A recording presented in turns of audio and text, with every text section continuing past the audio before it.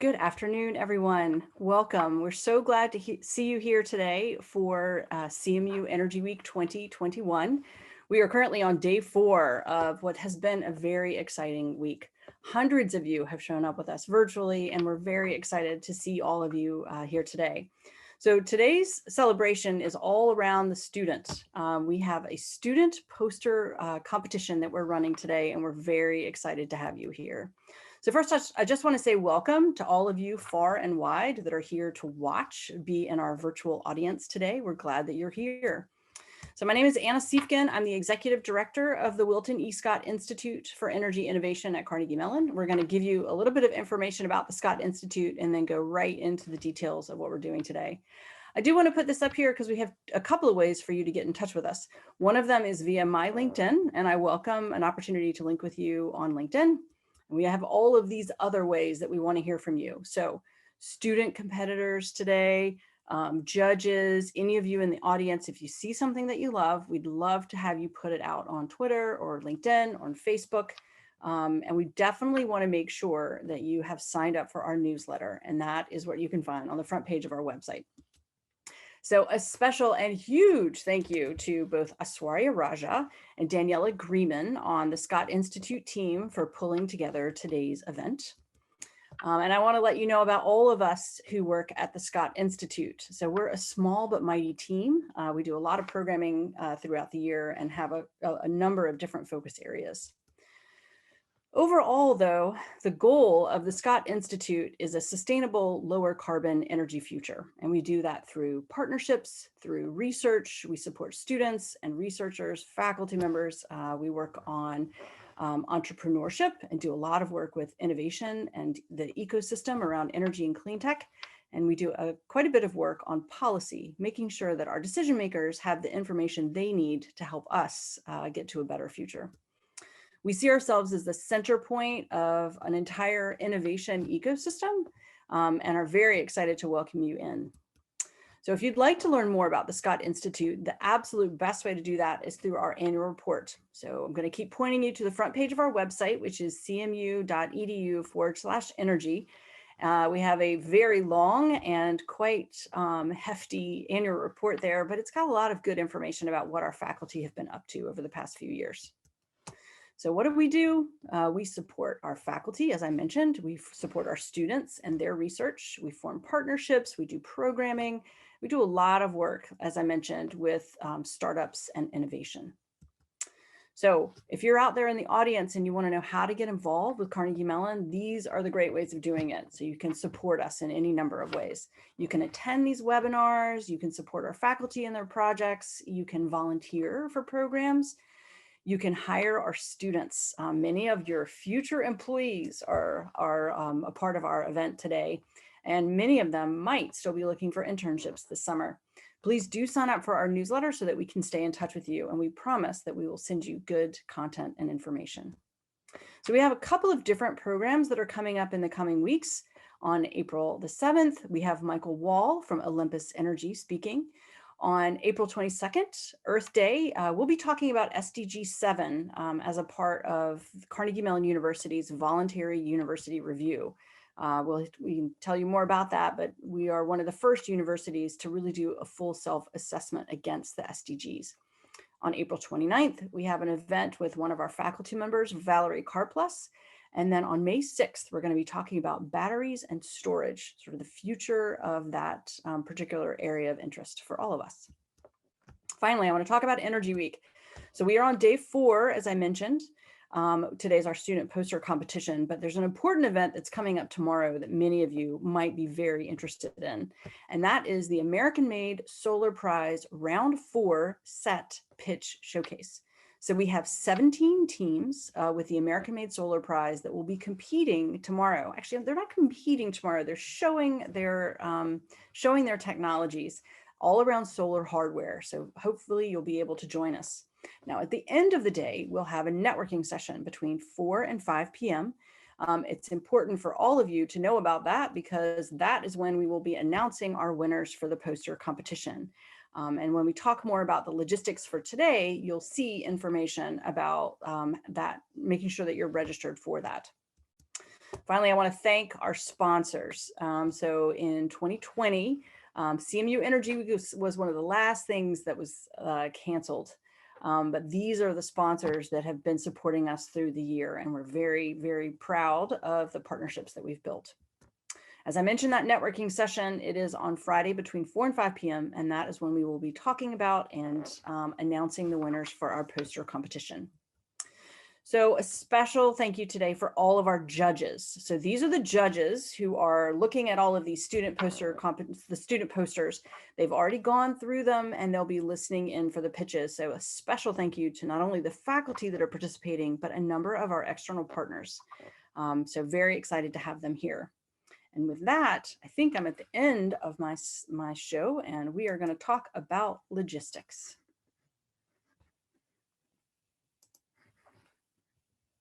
So Daniela is for you. Daniela. Thank you, Anna.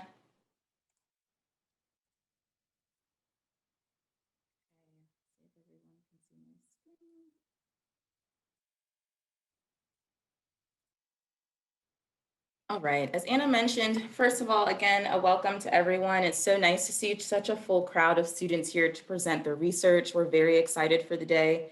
We have 25 live poster presentations today from CMU students and researchers. So to quickly go through the agenda for today, again, we're in the introduction and welcome. We're going to start poster presentation for session 1 in just a couple of moments. Those presentations will only be for posters 1 to 13. The numbers aren't as important right now, but I just want to make a note that we will be initiating a people's choice voting poll after session 1.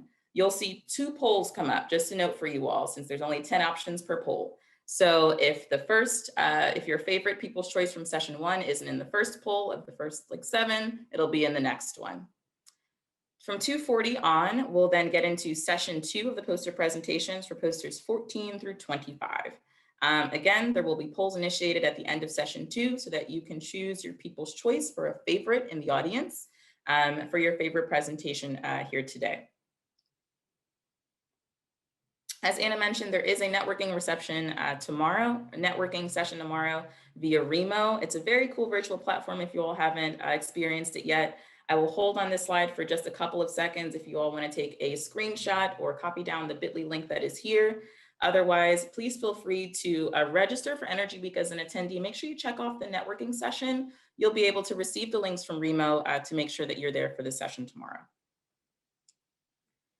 So as promised, this is the order of poster presentations for session 1. I am going to hold on the screen for, again, just a couple of seconds for those of you who are looking to take a shot of the order that you'll be presenting in.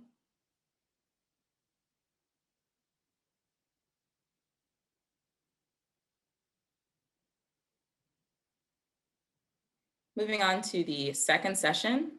This will be the order of presentations for session 2. Holding here again for anyone to take any screenshots and save your place. Also a reminder to session 2 presenters, we are still encouraging that you hang on the line today and check out and listen to your other colleagues and peers' presentations. Of course, if you do have a class or any other conflicts, please just join back at least the latest by 2:30 p.m. to make sure that you're on the line for session 2. All right, and with that, we want to get into the guidelines. So as we mentioned a little bit earlier, every student will have exactly 4 minutes to present their poster today. I just want to be clear that is a bit of a hard 4 minutes. It'll be my alarm from my phone that's going off to give you a signal to let you know to wrap up your presentation. Your mic will then also be cut after judge Q&A 2 minutes following after your presentation. So again, 4 minutes, hard stop, a sound from my phone, and then judges at that time, you are welcome to open the chat and submit your questions directly to me during their presentation. So as they're presenting, please be sure to drop a quick question in there if you have it as they're presenting, and make sure that that question is coming directly to me, Danielle Agreement. We do recommend that presenters run a timer on your end as well, because we are not going to be giving intermittent time checks. It'll just be a stop at 4 minutes.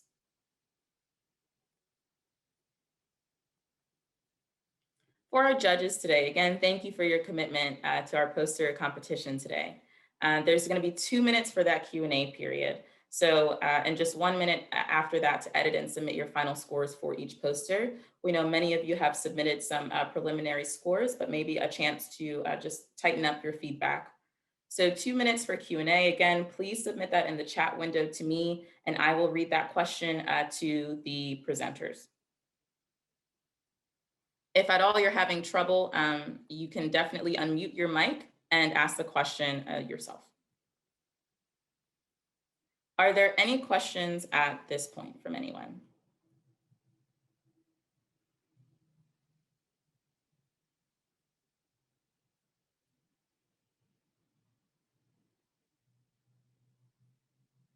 Okay. There is a Q&A feature. If you guys do have any questions later on, please feel free to drop them in that window. If there are no further questions, then I believe we're going to get started. Okay. So first up today, we are going to have Charles van Heinz Saki. I'm going to stop sharing my screen.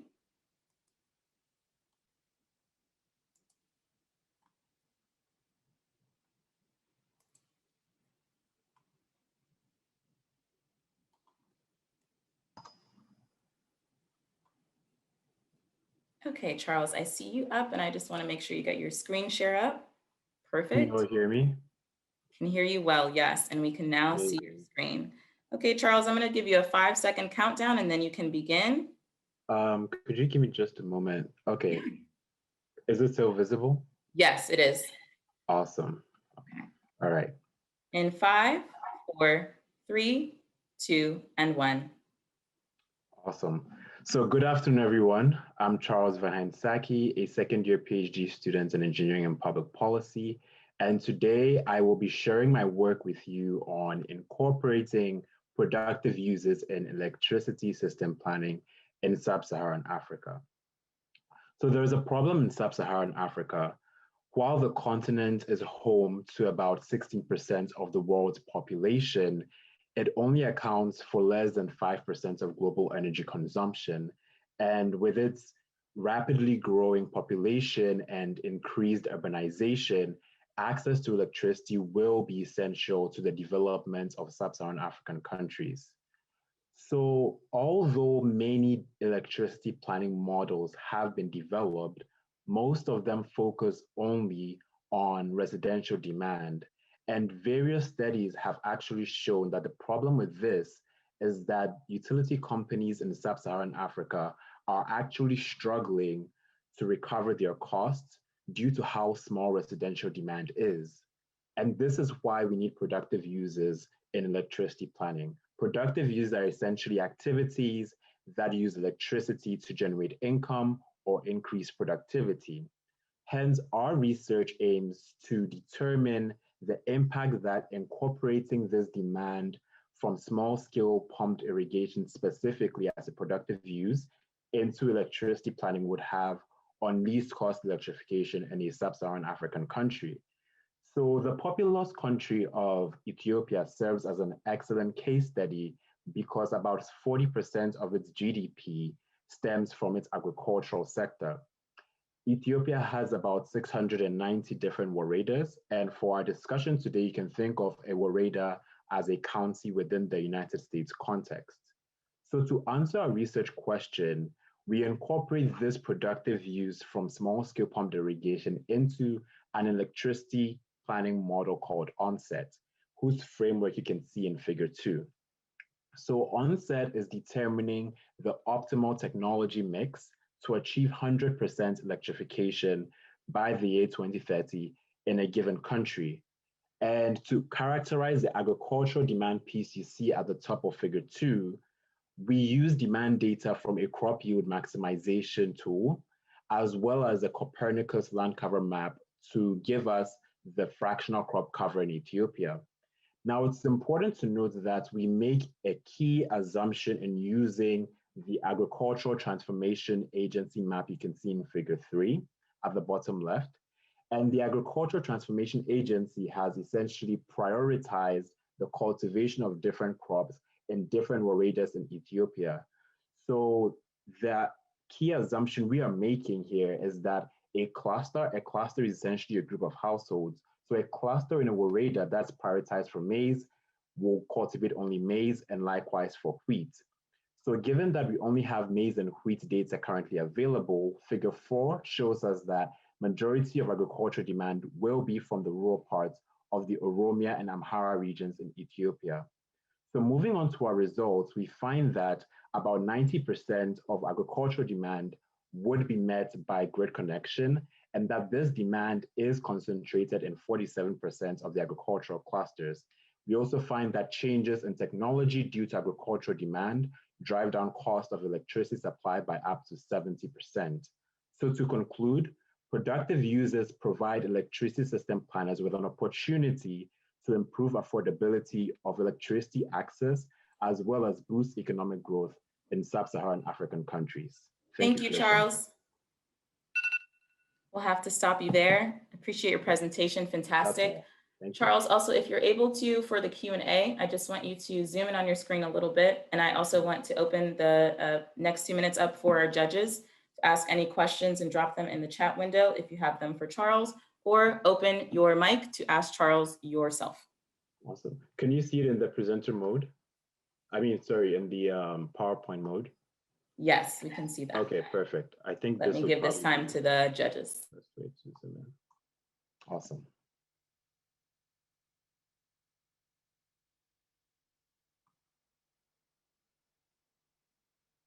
Okay, I see we have a couple questions. So from Luling, he asked, based reading on your poster, I see that you had only data for maize and wheat. Are there any challenges to get data for new crops?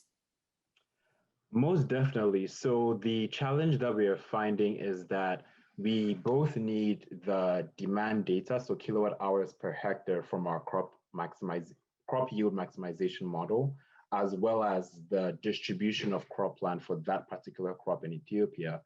And so currently the challenge is finding, the exact match of crops that have both pieces of data to add into our model. So that's one of the limitations that we're having, but we're looking into different other data sets and potentially other people who are doing research in the land cover space to see what potential there is to include new crops. Okay, thank you, Charles. We have time for one more question. From Sarah, what variables were considered for the model framework? So the variables that are being considered for our model framework are primarily the demand estimation. So the demand estimation is being done by adding the agricultural demand piece, which uses the percent crop cover from our land cover map, as well as the area of a cluster. And then the second piece is the residential demand, which is our electrification tiers, which are estimating various target levels of electricity access as determined by the stakeholder in a given country. Thank you, Charles. If there are no other questions from the judges, we only have 10 seconds left. That is it. Thank you so much for your presentation. Awesome. Thank you so much. No problem. Okay, next up, we are going to have Aaron Simon. So we're going to give Aaron a chance. We can see you, Aaron. Wonderful. We're going to let you share your screen there.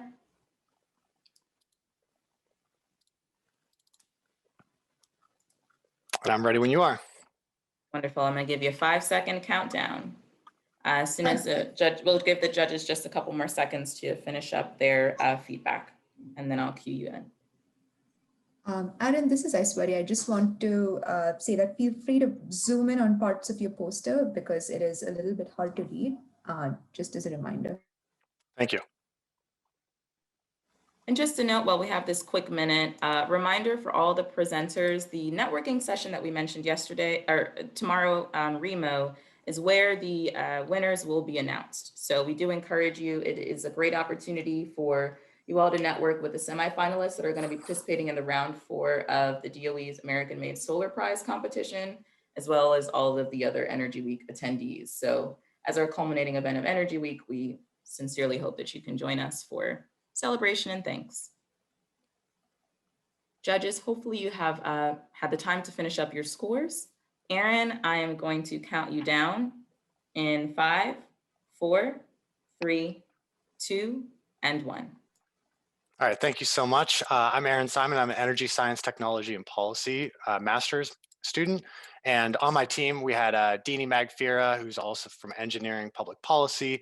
And we also had Paul Ligeti, who's Civil and Environmental Engineering. And we wanted to look at solutions that would be implementable sooner than later. So when we talk about delivering a clean energy sector, what could we do to help clean things up faster rather than more theoretical and long term? So we looked at smart home energy systems and whether they were worth the investment for Pittsburgh homes here in this region. So half of Pennsylvania's total residential energy consumption is going towards space heating. And so heating in Pennsylvania, very important, and it uses a lot of energy. We're a very cold area. Currently, Pennsylvania offers subsidies to help assist homeowners that want to help increase their consumption rates and make their houses warmer throughout the winters. Smart homes can basically help increase this energy efficiency as well. And so on the state level, we can bring our consumption down. So we looked at a study from Stuttgart, Germany, and compared it. It's very similar when we talk about the heating days, temperature-wise. And so we compared their numbers over 10 years, and they looked at it under 3 different scenarios. The status quo, where nothing changes. People come in, they turn the lights on, turn the lights off, run their thermostat just based off of temperature control. And then they added in 2 different scenarios, the smart lighting that would basically you could program it, or it could be motion detector, and then also smart lighting and sensor that can actually learn and doesn't require programming, and it can actually improve your energy efficiency over time. We also considered the initial investments for these different scenarios, and then we basically looked over 10 years to see how these scenarios affected basically total cost and how much disposable income you could get from taking these different scenarios. So we found that you could save $3,500 with our highly recommended scenario over 10 years. For an average Pittsburgh household, that's a fantastic savings. And it would only take about 1.5 years to recover the cost of investments. The smart home system also has the potential to cut down on carbon emissions from these mist emissions. So in 10 years, it could drop by 35%. So over 10 years, we could actually do 10 megatons of emission reductions. We also have some smart home implementation issues, sensitivity,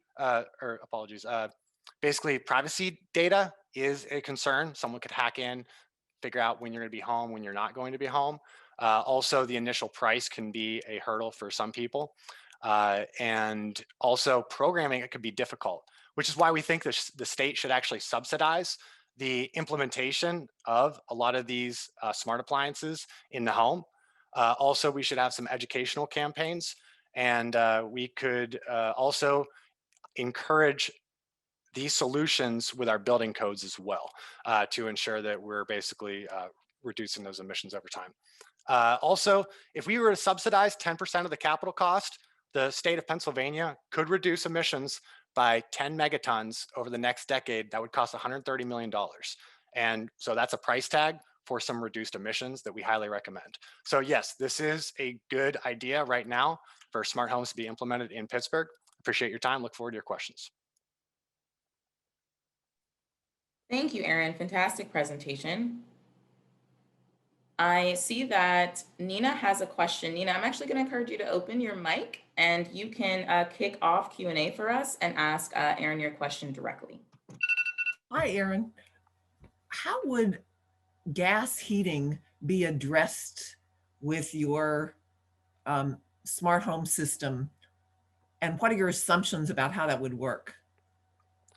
Yes, so a lot of this was electricity based, but in Pennsylvania, 38% of our heating, it does come from natural gas.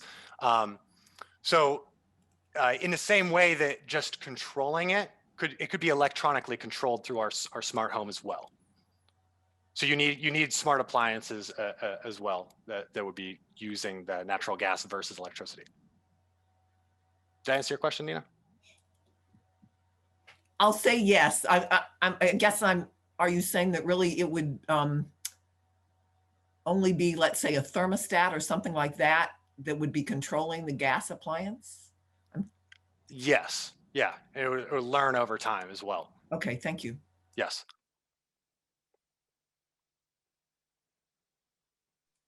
Judges, are there any other questions for Aaron at this time?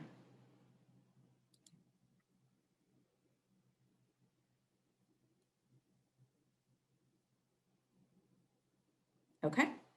And with that, thank you, Aaron. Much appreciated. Great presentation. We're going to move on to Nicole Shee, who's going to take our virtual stage next, as our judges continue to fill out and complete their feedback forms.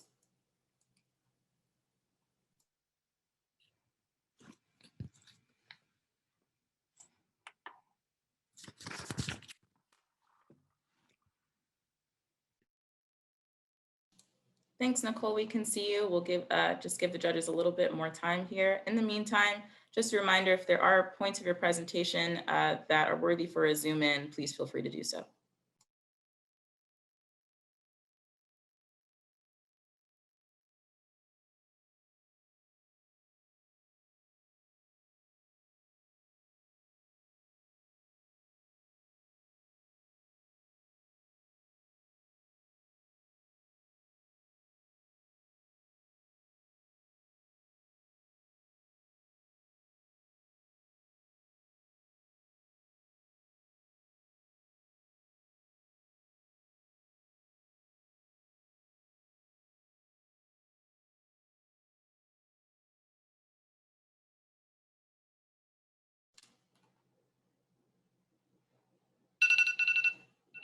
All right, judges, please complete your final comments for Aaron.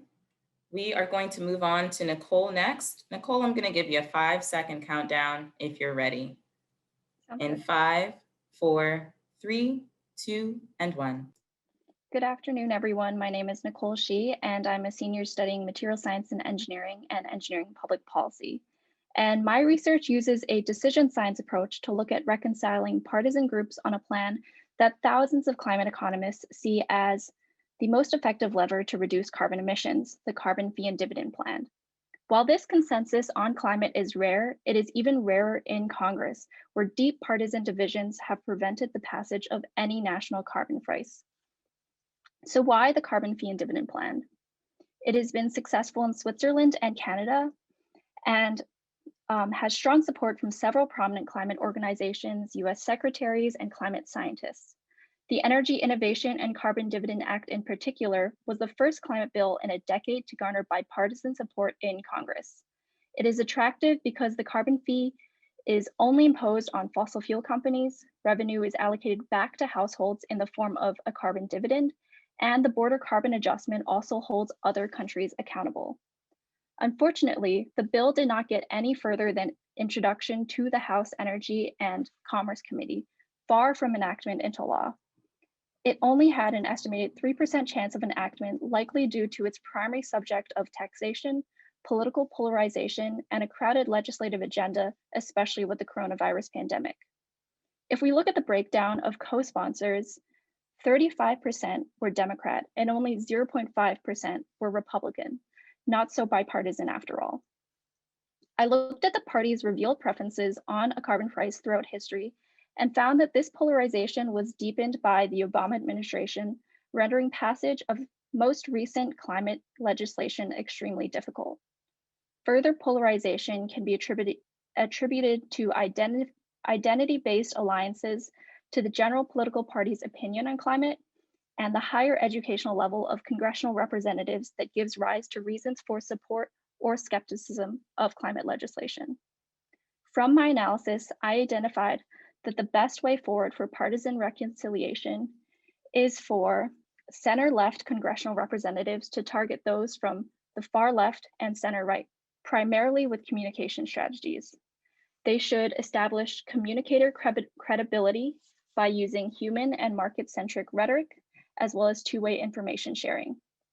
They should involve stakeholders by amplifying the voices of trusted conservatives to garner support from center-right representatives, and enlist the help of lobbying volunteers, from which historically 63% of new co-sponsors on bills come from.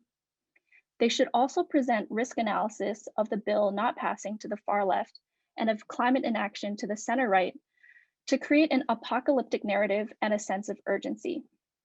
Finally, they should address misconceptions on the bill, reframing it as a free market adjustment and not a tax, stressing that the fee is imposed on fossil fuel companies and not people, and emphasizing that other countries will be held accountable. Do not be deceived by the Democratic majority in our current Congress, as more support from far left and center right is still crucial for the passage of a carbon fee and dividend plan. This is what makes my research and recommendations important.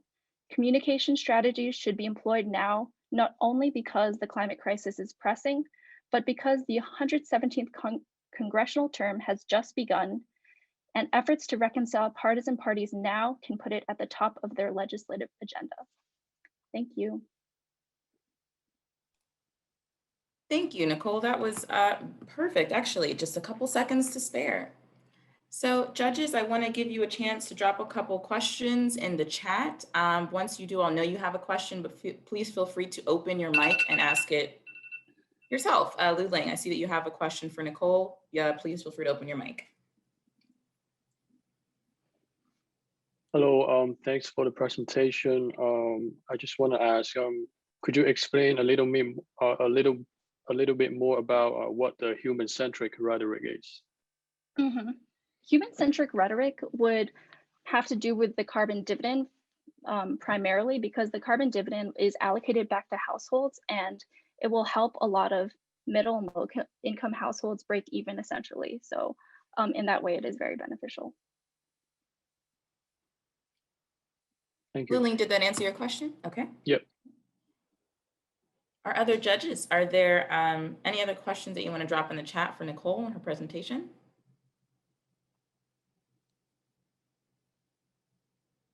Can you restate why the legislation failed per the flow chart in the middle?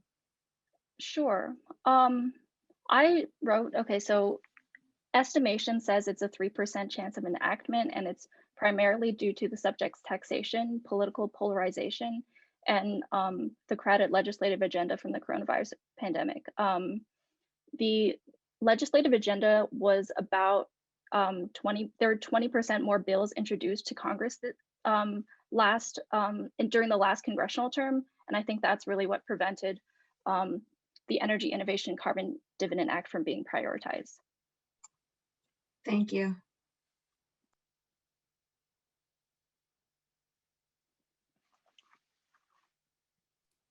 Okay, we have 30 more seconds. Are there any more questions from the judges?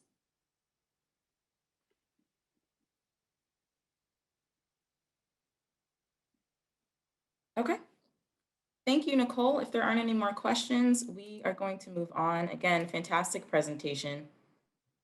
Next up on our virtual stage here today, we have Apeksha Hudidagadi.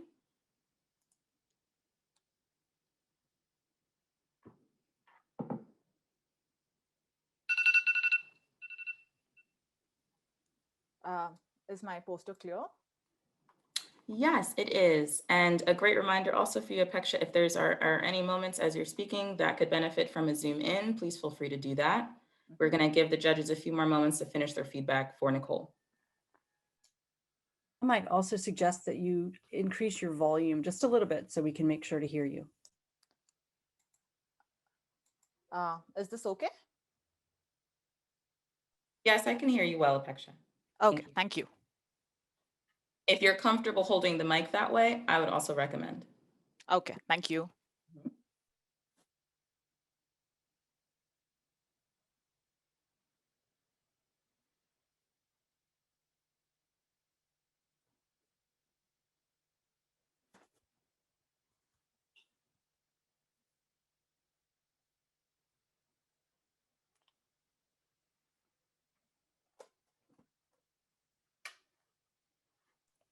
All right, judges, please finish your final comments and feedback for Nicole Shi. We're going to move on to Apeksha.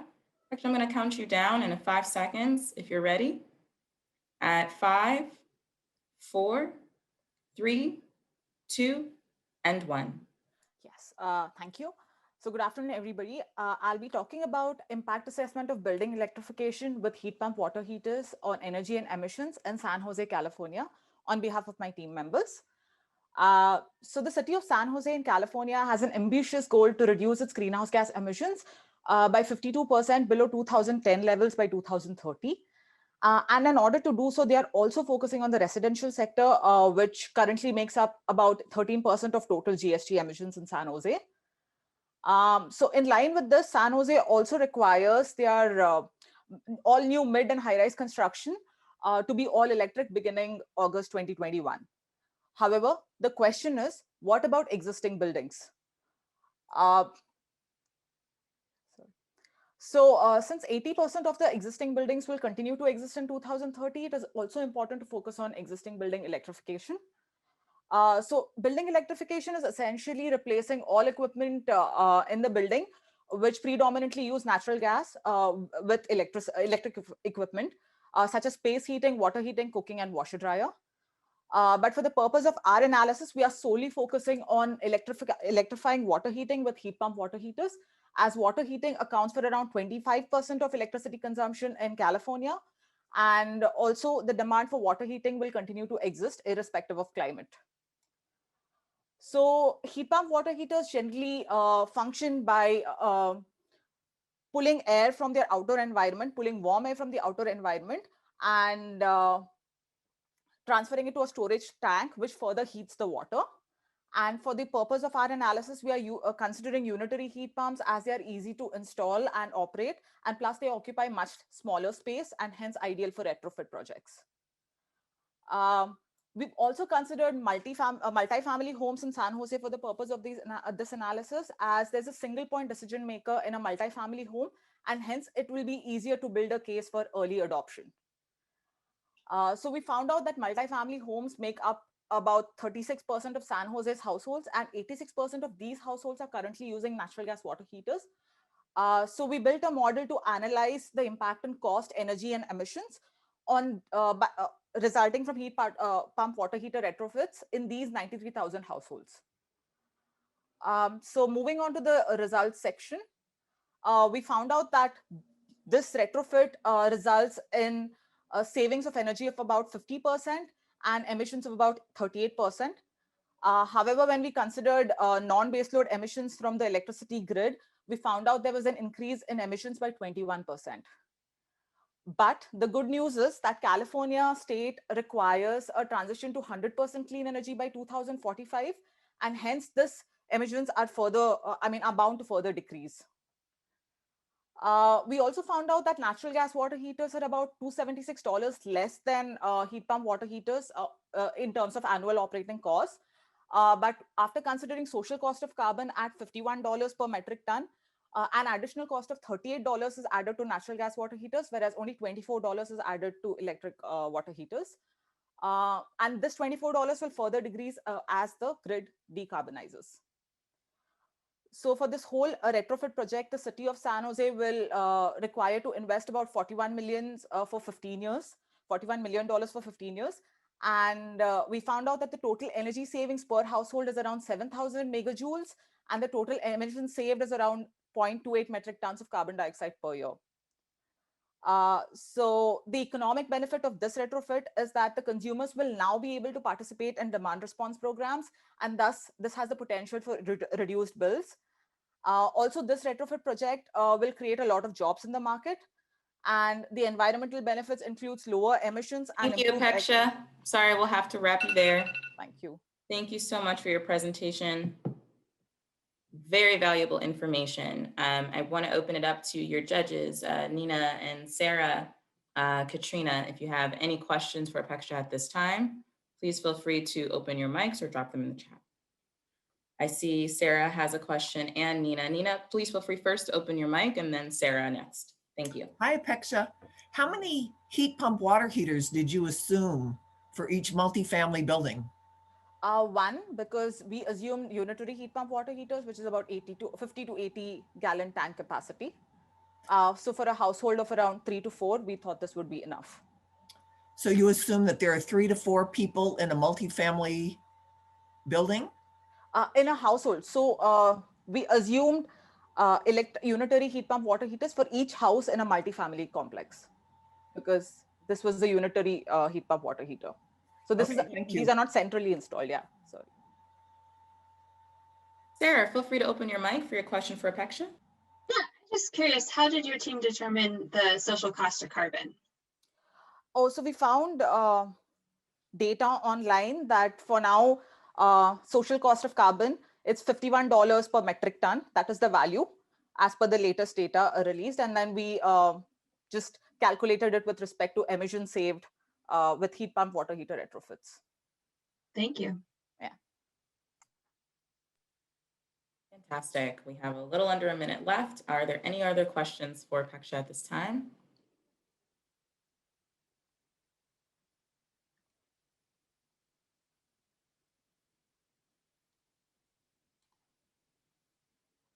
All right. Thank you, Apeksha. We are going to give the judges a chance to complete their feedback forms for you. Again, wonderful presentation. Thanks for being with us here. We're going to move on to our next presenter, who is Pranav Gupta. Pranav, please prepare to get your mic and camera on and share screen. And in the meantime, judges, please continue completing your forms. A few more seconds.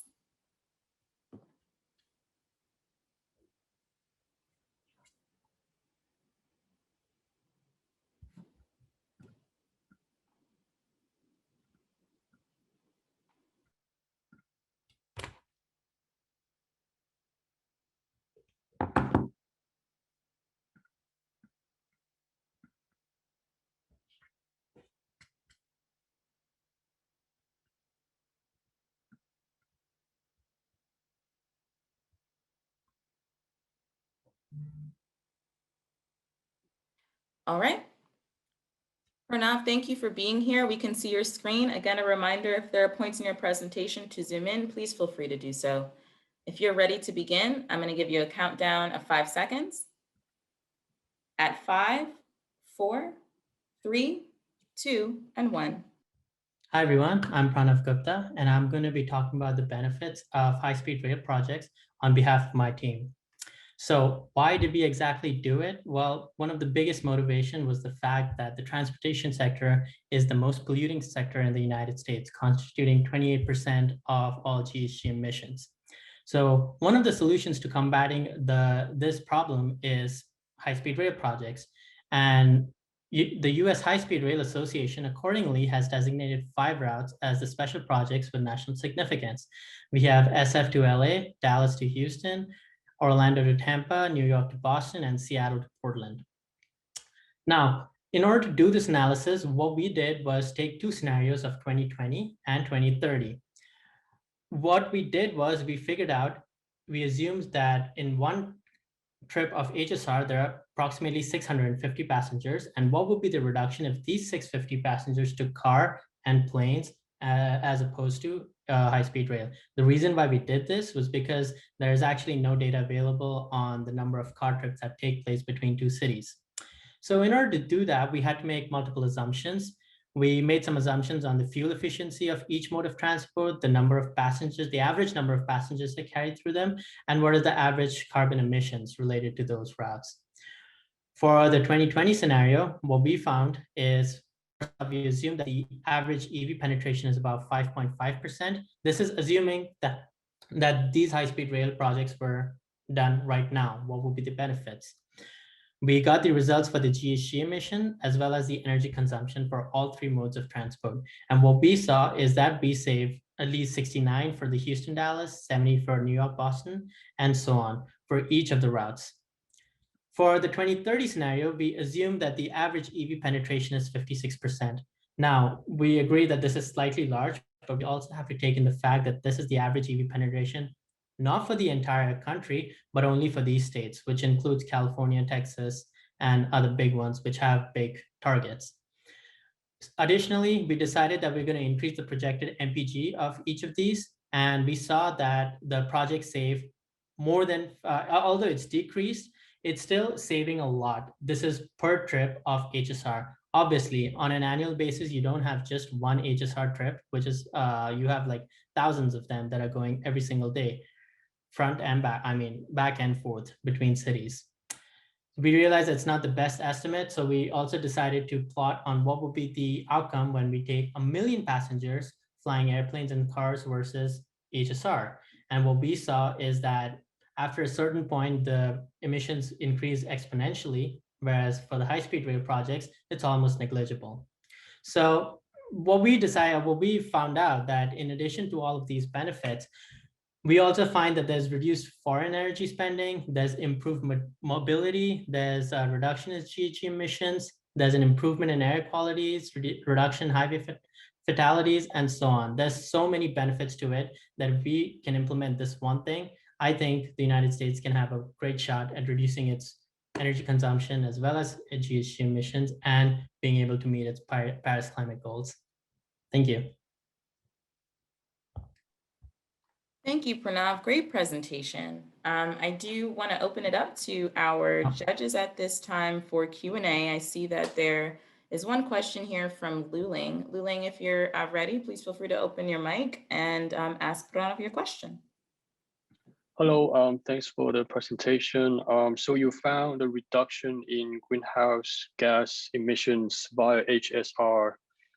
Is that a comparison between HSR and cars, or between HSR and planes? Or is that a comparison between HSR and some combination of cars and planes? Yeah, so what we did was we took the number of passengers and compared how much would be the emissions if all of them took cars, took planes, and HSR, and then compared all three of them together. Okay, thank you. Yeah.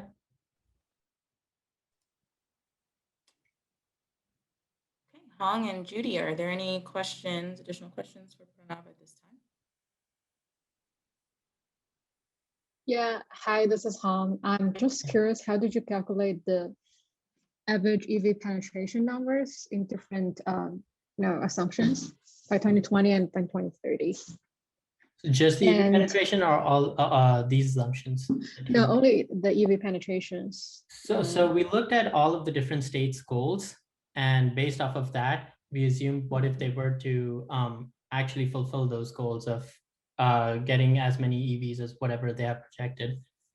So we pretty much dug up their state goals. Yeah. Okay, sounds good.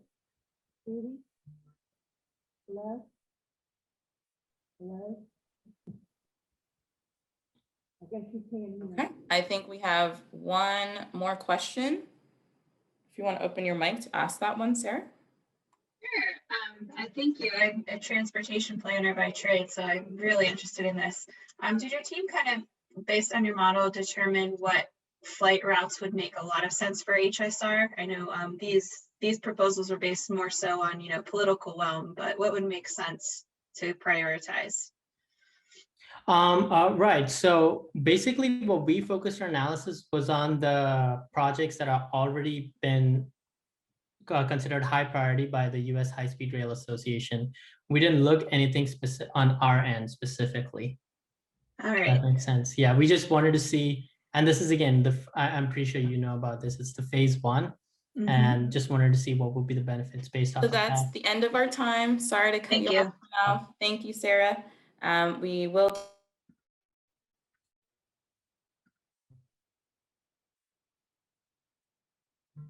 Oh.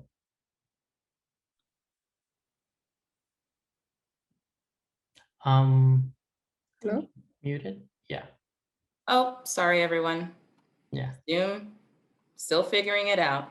Our next presenter, thank you, Pranav, for your presentation. Much appreciated. Thank you.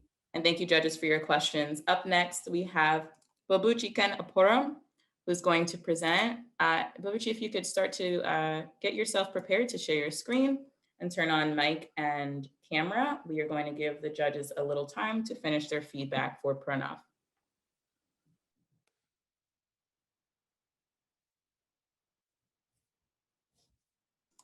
Also, a quick reminder to all of our attendees and our presenters, the polls will be initiated at the end of session one for you to vote for your People's Choice favorite of the posters that you have seen in session one. So that will be posters 1 through 13.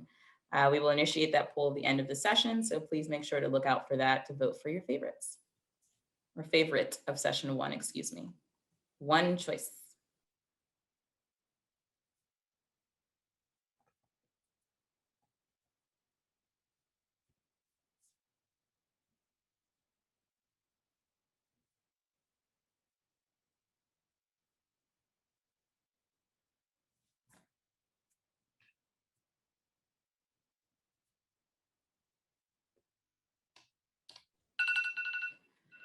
All right, judges, if you could wrap up your scores. Again, we know that these are tight transitions, so just to note that we do have your pre-submitted scores, and any live questions are definitely a focus for the presentations today. Okay, up next we have Bobuchi Kanapuram. I just want to see we have her on camera. I see you now. And again, a reminder for you as well, if you feel the need to zoom in on any parts of your presentation that are relevant, please feel free to do so. If you're ready, Bobuchi, I will start a 5-second countdown. At 5, 4, 3, 2, and 1. Thank you. So good afternoon, everyone. I'm Bobuchi Kanapuram, a PhD candidate in the Architecture, Engineering, Construction Management program. I'm going to be presenting my research on the development of a design guidebook to help self-builders in Nigeria make informed decisions on the selection and design of affordable and viable, health resilient solutions for their housing. So heat stress is a frequent occurrence in dense urban tropical cities in Nigeria, such as Lagos, Port Harcourt, and Abuja. Their temperatures average about 90 degrees Fahrenheit and can get as high as 106 degrees Fahrenheit in the dry season. And the dry season usually runs for 5 to 6 months. So normally heat stress can be addressed by mechanical cooling systems or public sector approaches, such as cooling centers, which are supported by emergency communication that lets people know of impending heat waves. This fairly works on a larger reactive scale, but does not address the day-to-day needs of urban dwellers. With Nigeria's unreliable power supply and significant poverty level, the day-to-day cooling needs of urban dwellers, especially the elderly, children, and people with disabilities and existing health conditions, are not efficiently met.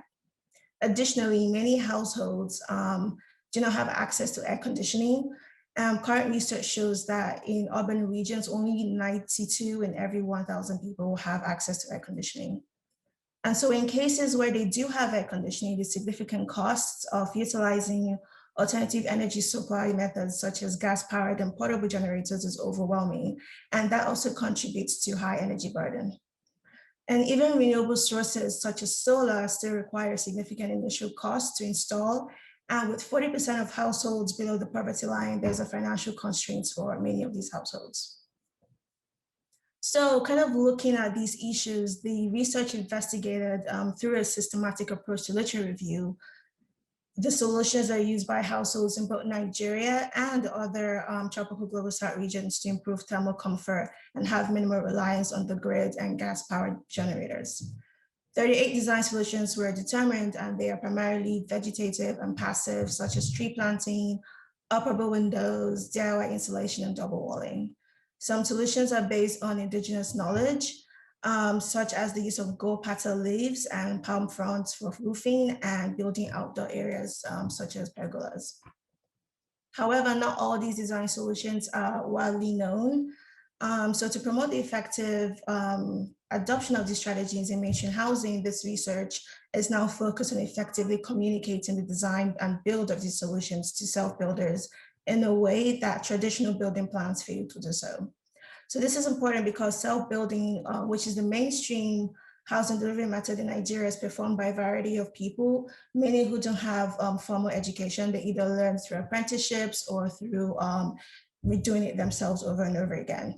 And so it's important to break down these traditional building plans that have high-level detail, structural components, and technical jargon to deconstruct into something that people with multiple various levels of education can comprehend.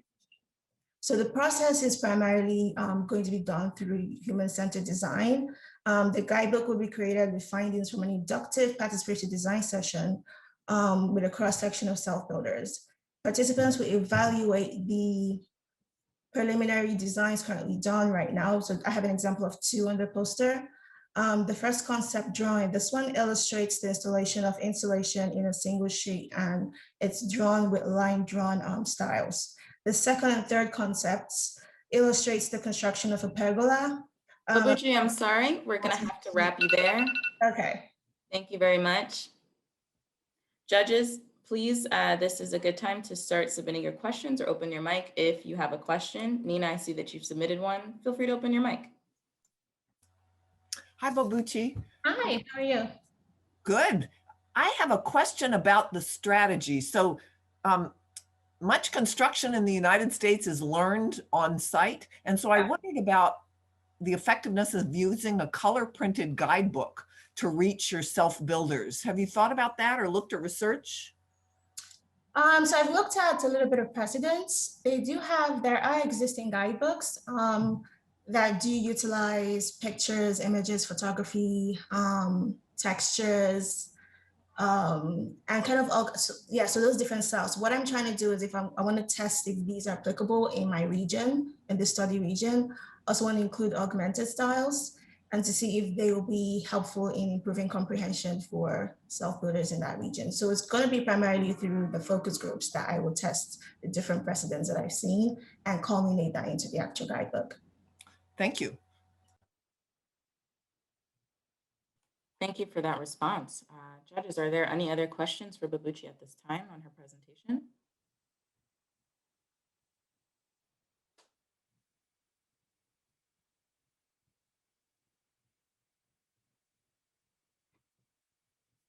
Okay, if there are no other questions, judges, please take the time to fill out your feedback forms. Babuchi, for fantastic presentation. Thank you so much for being with us. We'll give the judges some time to complete feedback for you. In the meantime, we're going to get our next presenter up and ready, and that will be Riva Singh. No problem, Riva, I see you. And when you're ready, you can share your screen and then just hold on as our judges complete their feedback forms for the last presenter. I just want to check if I'm visible to all and my... You are, yes, and your share screen. And a reminder to you as well, again, if there's any need to zoom in, please feel free to do so. Judges, I'll give you a few more seconds there.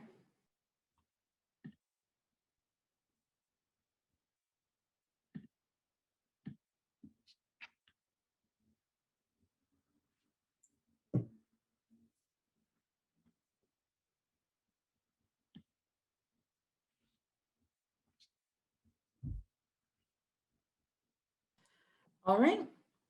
Riva, you're up next. If you are ready, I will give you a 5-second countdown. Sure. Okay. Yeah. 5, 4, 3, 2, 1. Hi, everyone. I'm Riva Singh. I am an Energy Science Technology Policy Master student here at CMU. And my study is on the rural equitable electrification model using rice husk powered gasifier system in India. The objective of my study was to understand the techno-economic viability of the biomass system with rice husk as the input for the weakest section in the rural population of India. And secondly was to understand how to improve that viability by incorporating a solar photovoltaic in the system. And the tool used to understand was the levelized cost of energy. The motivation behind my study was the problematic definition of electrification in India. When you say it's 100% electrified, it means just 10% of the villages are in the electrification program, and 90% of the villages literally remain in the dark. So that was the motivation behind the study. And in 2008, Husk Power Systems, they developed a groundbreaking technology of producing electricity from rice husk. And they implemented their first project in Bihar, which is a major rice producing state in India. These are the images from the biomass gasifier system and their filters. And they produced 32 kilowatts of electricity from 50 kgs of rice in 1 hour. And they gradually improved their system by incorporating, by putting their plants right across the rice mills so that they have lower cost of procurement. And also they have base demand utilization in terms of the rice mills. They stored the producer gas for further technical improvements in the system. And gradually what they made the system very viable. And right now, HPS is right now in India as well as in countries like Tanzania, they have their reach. So this is the technology that is first just one input, that is rice husk as the input. And gradually moving on to the second system in this technology is incorporating the two renewables together, putting the two renewables together, which can actually counter each other's challenges. When it comes to solar, the intermittency is the problem. And when it comes to biomass, the availability of the rice husk is a problem when it comes to conditions of droughts and floods and seasonal issues. So it's like a countering solution for both of them. And these are like two systems just put together, like during the day, you can use solar, and in the night, you can use biomass. And what we can see is in terms of the levelized cost of energy, for only biomass, it's 8.72 kilowatts per hour. And it brings down to 6.2 and 5.4 when we incorporate solar photovoltaic into the system in different shifts, from one shift in which it's solar in the day and biomass in the night, and in 3 shifts when an additional shift is in the right combination. So when it comes to the sensitivity analysis, the capital cost is playing a major role in the LCOE. And there are several mechanisms that can bring the LCOE down. So during the calculation for LCOE, the subsidy by the government was already taken into place, both for solar as well as for the biomass. But there are several other factors that can bring it down. Apart from the social impact of environment, energy, health, and empowerment, it's like there are the residual waste management, like the ash from the biomass can be used to produce incense sticks and employs 1,200 women. The carbon offsets that can, when monetized, can further reduce the capital cost. And as well as the retrofitting technologies by the government of India, in which they are using heat conservation system to use the exhaust engine heat for cold storage and desalination plants.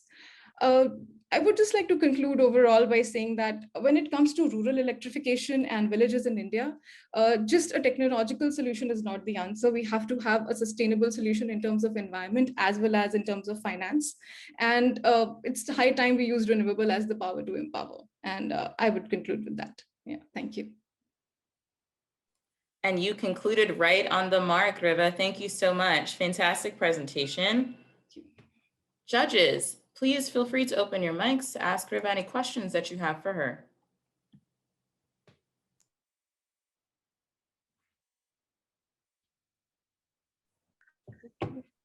Hi, this is Hong.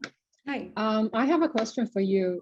Do farmers, they have to sell their rice husk to the power plant? And do they have to carry, I mean, if they live so far away from such a power plant, do they have to, transport their, I don't know, like a car of rice husk to the power plant? And how would that affect their decision of selling or potentially give their rice husk to the power plant? That's a great question, because that is exactly how it benefits in 2 ways. Right, these mills, these power plants are located right next to the mills, so there is no transfer and transportation cost. And secondly, for the farmers, they literally have this rice husk as a waste. It's like one of the pollutants when they burn it, and it's one of the major cause of pollution in the northern India. So it's like a win-win situation for the mill, for the plant, for the biomass plant, and for the farmers. And the power plant is actually paying $25 per ton amount of money to the farmers. So it's like a win-win situation for both. It's like a lower cost of procurement, and like they are getting money for waste, which is like a pollutant, and it converting into a source of energy. So it's like a completely win-win situation for both the stakeholders in this situation. I see. Good, thank you. Thank you, Riva. Sound answer. Any other questions for her from our judges today?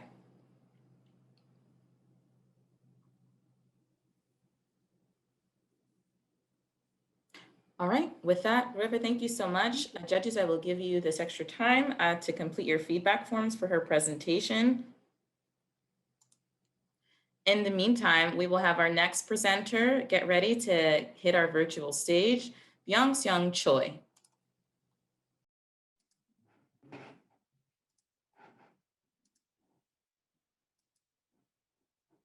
Okay, yeah. Can I start presentation now then? No, not yet, Byung-Seung. I'll give you a cue as soon as our feedback from the judges has completed for Riva. Thank you. I see, thank you.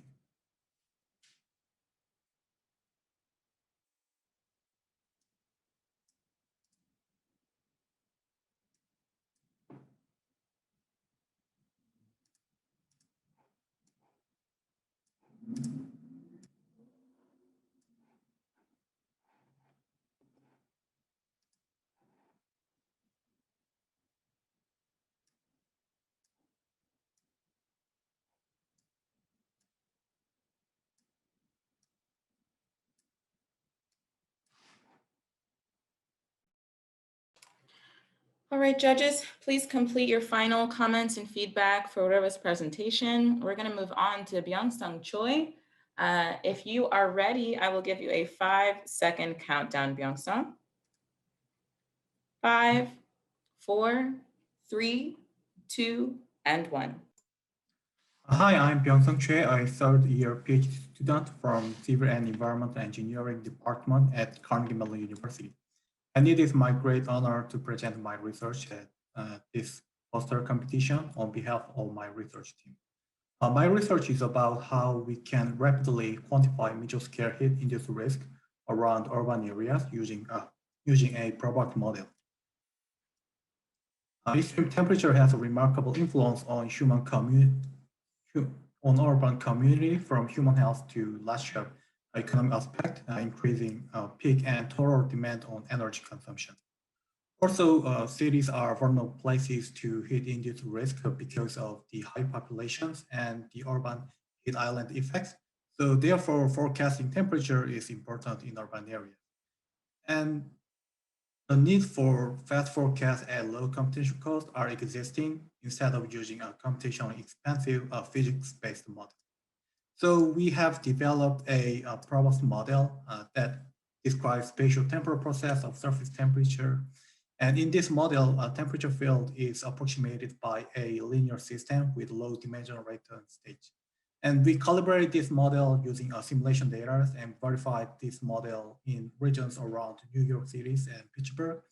And after calibrating the model, the calibrated model is updated to enable fast forecast by assimilating field measurement or external data input using Kalman filters or Kalman smoother. And using this model, and we quantified heat-induced risk, and so for the purpose of the heat quantification of heat-induced risk, we have evaluated the extreme temperature distributions using the developed model. And in the forecast process, the probabilistic model, the marginal temperature distribution is updated to be a posterior distribution with a given input and using a Kalman filter or smoother. Then the posterior distributions of the developed models enable us to identify what is the likelihood of the extreme temperature for individual locations, and it will gonna let us know where it is more likely to have more higher temperatures and without using any computationally intensive physics-based model. And we expect that we can use this kind of information for the purpose of build up more responsive or smart energy policy. And similarly, the risk of the urban heat island can be also evaluated using this probability model. And the result shows that the New York City has more higher risk, like 1 to 9% higher risk for moderate urban heat island, and compared to Pittsburgh, while being exposed to 40 to 60% higher risk for intensive urban heat island. In conclusion, we have developed a probability model for fast forecast and a fast risk assessment. And this model is an efficient tool for assessing heat-induced risk. And the proposed model would enable us various statistical inference. And we expect that we can use this model for the more responsive or smart power system. Thank you and appreciate for any question. Thank you, Byung-Sung. Just 10 seconds to spare there. Judges, please feel free if you have any questions. I don't see any in the chat at the moment, but if you would like to open your mics to ask any questions of Byung-Sung's presentation, please do so now.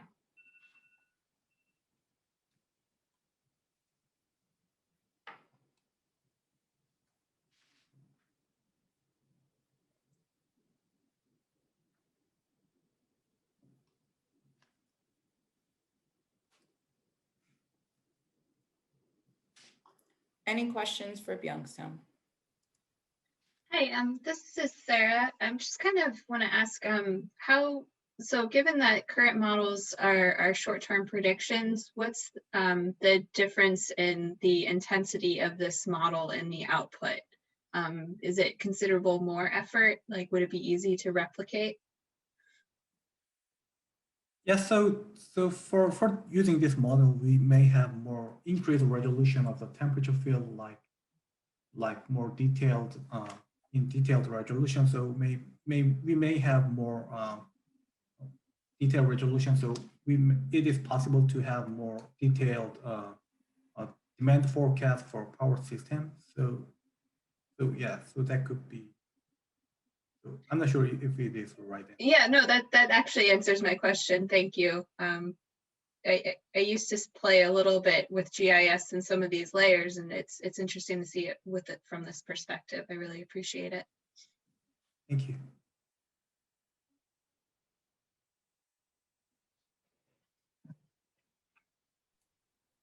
Okay, judges only. Are there any other questions for Byung-seong?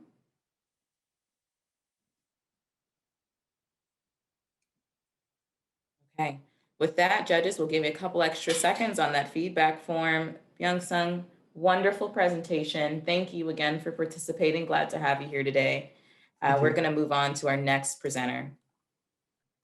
Up next to the stage will be Shuchen Kong.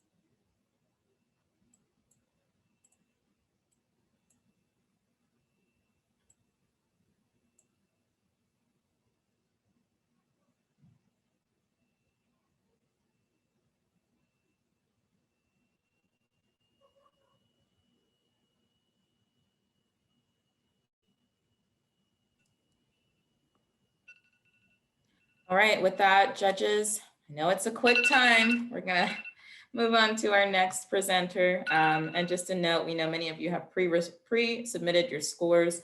So if better for the moment, just for the time for you to ask questions of our live presenters, please feel free to do that. Up next, we have Shuchen Kong. Shuchen, I want to see that we have you on video. I see your screen share. All right, I see you there. I'm going to give you a 5-second countdown. 5, 4, 3, 2, and 1. Good afternoon. My name is Xu Chen. I am presenting to you a new way to measure energy poverty, the energy equity gap. First, I want to define energy poverty for you. In a developed country context, energy poverty manifests in a household's inability to maintain comfortable home temperatures or to use desired services. So where does this leave us? Oh, okay. Up until now, energy poverty in developed countries have largely been measured using income-based metrics, namely your energy expenditure over household income. It means that if you spend more than 10% of your income on energy, you are considered energy poor. Right away, we can see the issue with such a metric is that what about those who cut down on energy spending to save money? Our new proposed energy poverty metric, the energy equity gap, determines energy poverty based on consumer behavior habits, as well as distributional energy equity in the region. Our region of study in this project is a city in Arizona, so we see high electricity consumption in the summer from AC usage. Before we determine the energy equity gap, we use daily electricity consumption data and corresponding daily temperatures to model annual household level inflection temperatures, which is the temperature at which a household switches from heating to cooling their homes. At this point, our hypothesis is that lower income households will have a higher inflection temperature because they will be more likely to endure higher temperatures to save money. We then define the energy equity gap as the median inflection temperature of the lowest income group minus the highest income group. Because the energy equity gap is compared year to year for the same region, the gap widening or decreasing will indicate the level of inequity in the local energy system. In these 4 years, we see the energy equity gap decrease, then widen. So we've been looking for reasons that could help explain this trend, including annual average temperatures, cooling degree days, and change in electricity prices. We see the numbers follow a similar trend as the energy equity gap, but is shifted by 1 year. This can be attributed to the fact that it takes time for behavior to change based on our surrounding environment. We also compared the energy equity gap within each ethnicity and age group. In the Asian population, the overall inflection temperature is low, but there is high disparity within the group, while it's the opposite for the Black population. The difference in inflection temperatures between age groups may be attributed to the different temperature comfort levels of each age group. Immediate next steps would include determining how many households are energy poor based on the energy equity gap versus the traditional 10% metric. We plan to use a tiered rule to determine energy poverty using the energy equity gap, similar to using like a standard deviation, where if you are 3 times the gap above the high income median temperature, you are considered extremely energy poor, and then 2 times the gap, and then so on. We choose the high income median inflection temperatures as the ideal because we can assume that without financial constraints, temperature would be the population standard. We hope this work will help policymakers more effectively and equitably target households for energy poverty aid, which might include grants or discounts for weatherization, depending on your need. Overall, the energy equity gap moves beyond existing income-based energy poverty metrics by capturing the relative progress of a region while including behavior patterns of households that may have been left behind. Thank you for listening. Thank you for presenting, Shu-Chen. Thank you, that was great. And just a couple seconds to spare you all are nailing the time. Judges, I see you have some questions. Luling, if you want to open your mic and get Q&A started, feel free. Hello, this is Luling. Thanks for the presentation. I actually have 2 questions. So the first question is about your figure 5. So did you find a similar U-shaped pattern across households? Yes, so you would expect in colder and hotter temperatures, the electricity consumption to increase because for heating and cooling. So yes, that's the common shape for households. Okay, thank you. And so my second question, so if that's the case, so I'm assuming that the electricity consumption variable is for electricity consumption for all uses, including yes, cooling and space heating. Yes. And also other, okay. Yeah. Thank you. Thank you. We have another minute, judges, if you have other questions for Shu-Chen.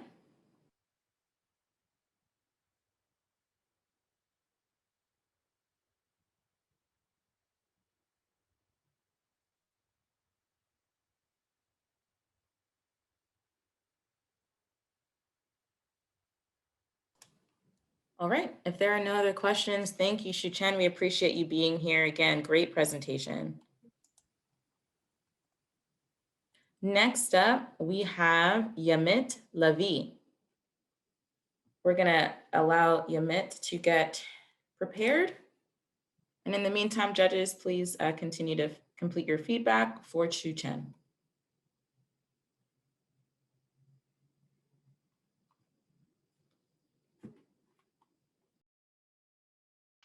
I just want to make sure you can hear me all right. We can, and see you well as well, yes. Thank you. I'll cue you in when it's time to begin.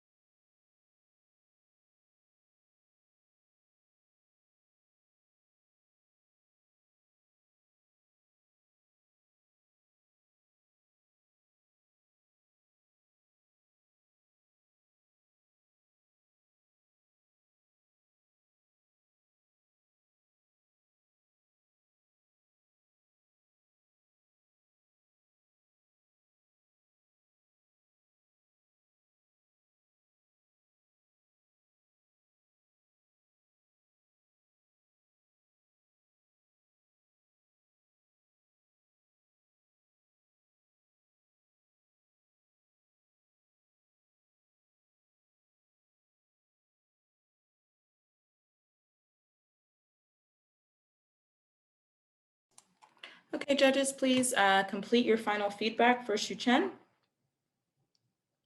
Next up, we have Yamit Lavi. Yamit, are you ready? I see you've been zooming in. So again, yeah, please feel free to do that during your presentation as needed. If you feel ready, I'll give you a 5-second countdown. Okay. Wonderful. 5, 4, 3, 2, and 1. Thank you. So today I'm going to talk about my project using PV inverters for voltage support at night, which can lower grid costs. My project specifically focuses on ERCOT, which is the Texas electric grid. Radio transmission lines, such as those in West Texas, are susceptible to voltage excursion. This can happen when we lose something in the system, like a line or a generator called a contingency, or when the system is unable to meet reactive power demand in that point on the system. And reactive power is needed 24/7 in West Texas to maintain grid voltage. And during the day, when the sun is shining, PV plants, specifically their inverters, are able to provide that voltage support. But at night, that voltage support goes away. And the typical solution has been to install an expensive voltage compensator in that area. But those can be really expensive, like I said. ERCOT actually installed two StatComs, which is a voltage compensator, in 2018, costing $70 million. Past research has shown that PV inverters can actually provide voltage support to the grid at night with the appropriate voltage controller, but there are currently no policies or incentives in place to operate in such a manner. So my research questions are, when PV inverters and PV plants aren't producing real power, can they provide reactive power to the grid to improve voltage? What is the cost of such an operation? And should policies in ERCOT be updated to facilitate such use? So my project and analysis were threefold. First, I ran a power flow on a synthetic ERCOT model to determine the feasibility of using PV inverters at night to improve voltage on the grid. Next, I ran a model of a grid-tied inverter in MATLAB and Simulink to calculate the lifetime of the inverter under various conditions. And lastly, using the results from the inverter lifetime model, I calculated the cost of reactive power by determining the cost of the reduced inverter lifetime and its associated augmented voltage controller. Here in this two figures at the top, you can see what the system voltages were like when a single line has been removed. On the left is when PV inverters are not providing reactive power, and on the right when they are providing reactive power. As you can see on the right, voltages are much improved, showing that PV inverters can indeed improve voltage on the grid during nighttime conditions. In this graph here, we see the lifetime reduction of the inverter when it provides reactive power under various loading conditions, leading to this S-shaped curve. And this just gives us a sense of how reactive power affects the lifetime of an inverter. So I also ran the inverter under 3 different conditions. First, when it wasn't providing any reactive power, so that base lifetime was about 26 years. And then I ran the inverter only producing reactive power during the day, similar to that of a StatCom, which gave a lifetime of about 25 years. And then during the day and the night, completely acting like a StatCom all day long, and it gave the lifetime of about 24 years, showing that PV generator owners already accept a 1-year lifetime reduction for mandatory requirements. And if they were to run at night, they would have to lose another year. For my model specifically, I ran a 2.8 megawatt inverter model. So when compared to the day, when we run it during the day and night, the cost is about $80,000 more. This is mainly due to the augmented voltage controller, and then a smaller cost due to the decreased lifetime of the inverter. When we normalize that cost, we get about $20 per kVAR and kVAR is a unit for reactive power for PV inverters. Yamit, thank you. That's where I'll have to stop you for today. Yep. Thank you very much. Very comprehensive. And I want to open it up to the judges now to begin Q&A if they have any questions for you. I see that we do have one coming in from Nina. Nina, please feel free to open your mic and ask a question to you. I like this idea. I'm just wondering, as a practical solution, how important is it that utilities wouldn't own or control the inverters? So the current operation is that utilities own the StatComs and they like to have complete control over the operation, over the grid control of the grid. And that's the way they've been doing it the entire time of their existence. So this is a huge change, it's something that's hard to get used to. Like, this industry doesn't like to change in this kind of way. So it can be, one, it's like, it's a mental change, as well as like they have to learn different operating practices, which can be a challenge. Thank you. Judges, any other questions?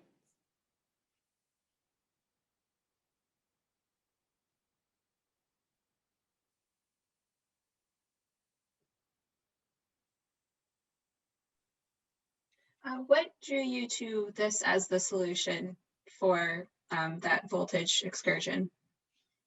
Yeah, so actually before coming to get my PhD here at CMU, I worked at ERCOT for about 5 years.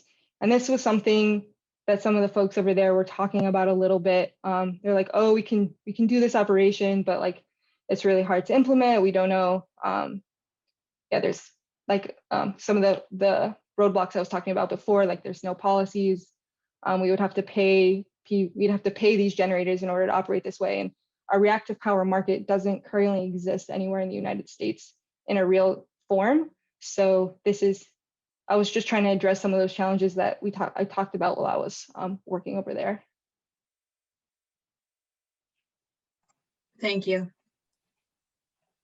Thank you. And that actually concludes our Q&A portion. Judges, if you could please take this time to complete your scores. And thank you, Yamit, for your presentation. We're going to move on to our next presenter, who is Yi Song. Yi, please feel free to start preparing your screen share, mic, and camera, and we will circle back to get you started in just a moment.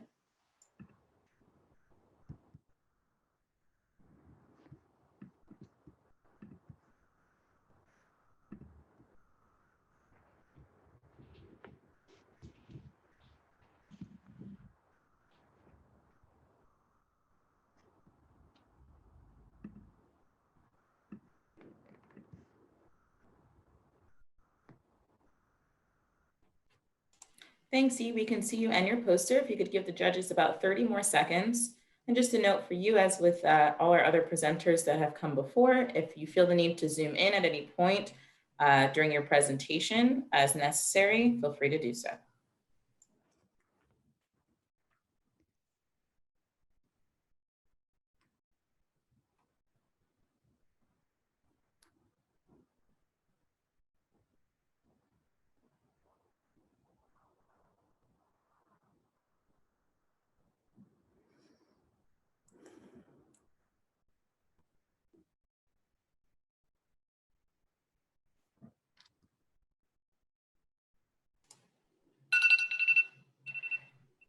All right, judges, if you could please wrap up your final comments and feedback.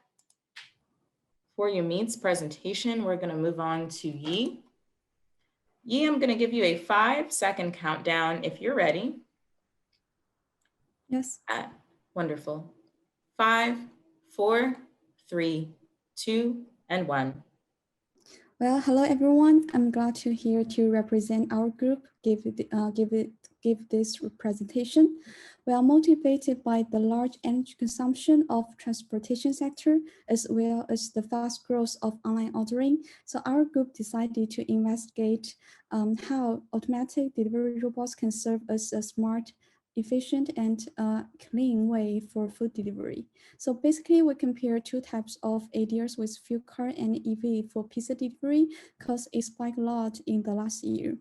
And we estimate their reduction in energy demand, as well as carbon emissions, and also the economic feasibility. So here are some basic information of these types of vehicles. And basically, we combine the data as well as the assumptions into our model, and we calculate the parameters that we need. So the second part is from a more practical aspect, that we make assumption on the annual additions of ADRs under the constraint of annual delivery of here in the Pittsburgh area, and we calculate their energy reduction. So we talk much about their energy consumption, and we found that the ADRs can reduce around 8 to 9 megajoules of energy consumption per pizza delivery, and one pizza carried per delivery can increase the energy savings, but this is a more complex problem, which are also related to is like optimized route. And the SADR it also proves to be a clean method. With a 4-year lifespan, it can reduce carbon emissions by around 50 tons compared with fuel-powered vehicles. Well, the average cost per delivery of ADR is around $1 per delivery, which is higher than the other two types of vehicles, but they have a lower capital cost. Well, here we have to admit that we didn't count in the salary of food delivery drivers, so this will definitely increase the operational cost of the fuel car and electric vehicles. So what if we implement like 2 delivery robots for both only as ADR and combine these 2 types of ADRs per year? And so we find that energy savings can reach about 1,200 gigajoules compared with fully fuel-powered vehicles in 2030. Then the sensitivity analysis shows that the energy saving of SADR is most sensitive to the pizza number, but there is no big difference among them. And the carbon emission reductions is most sensitive to the trip miles, but while its increase is most sensitive to the energy intensity. So to conclude, we can say that ADR still provide a food delivery with a clean and energy saving method, but regarding its real application, like further study are definitely needed here, and many factors are also need to be taken account, such as the policy intensity, public acceptance, and technological advancement. So for future work, we would like to do like a life cycle assessment from the different aspects, and we are really interested in the pathway to implement ADRs, especially in the Pittsburgh community, and we're hoping to see that those robots may be running in the campus in the near future. That's all. Thank you, guys. Thank you, Yi. That was wonderful. And you just have a couple of seconds to spare. So we'll use that to get back to the judges to kick off Q&A. Judges, do you have any questions for Yi at this moment for a presentation?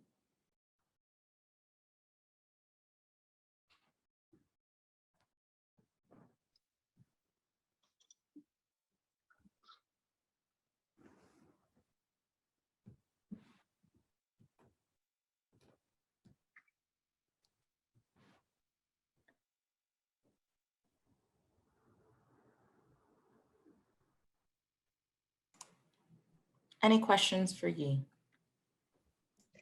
Hi, this is Hong. Okay. Oh, sorry. Yeah, go ahead. Sorry, go ahead.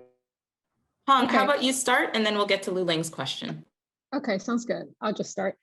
So your poster is about robot delivery enables a reduction in transportation energy demand.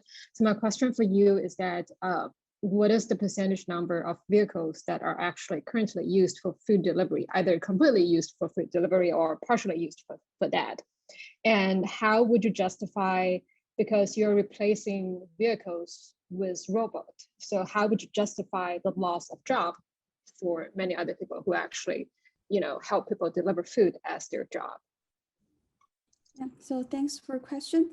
So regarding the question 1, we didn't find a very exact number percentage of the delivery related things, but we assume that, but after our investigation, we find that this percentage may be similar to the current distribution of vehicle types here, but for delivery, it definitely also have to counter in the such as motorbike, but this is a kind of little proportion, so we kind of ignore that. And regarding your second question, so we have considered the job or the employee problems here, but we have to say that yes, there may be some people they may have, or we well, not to say that they may lose their job. We can say that this actually provide new opportunity for the food delivery industry. And based on our investigation, the ADRs will not be implemented on a large portion. So the job issue, maybe we have to consider that, but this need further investigation. Thank you. Thank you so much. Sorry that I have to cut that there. We do have to move on to our next presenter just to give everyone equal time. Yi, thank you for your presentation. We're going to move on to our next presenter, who will be Tracey Ziev.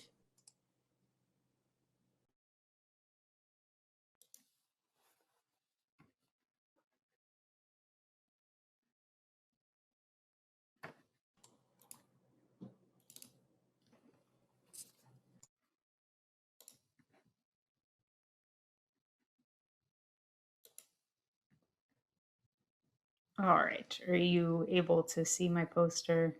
Yes, we can see you and your poster, Tracey. Looks awesome. Also, loving your background, maybe a little bias from us. Just want to make sure that you have the opportunity to zoom in whenever you need to on your poster as you present. We're going to give the judges a few more seconds to complete their scores for you.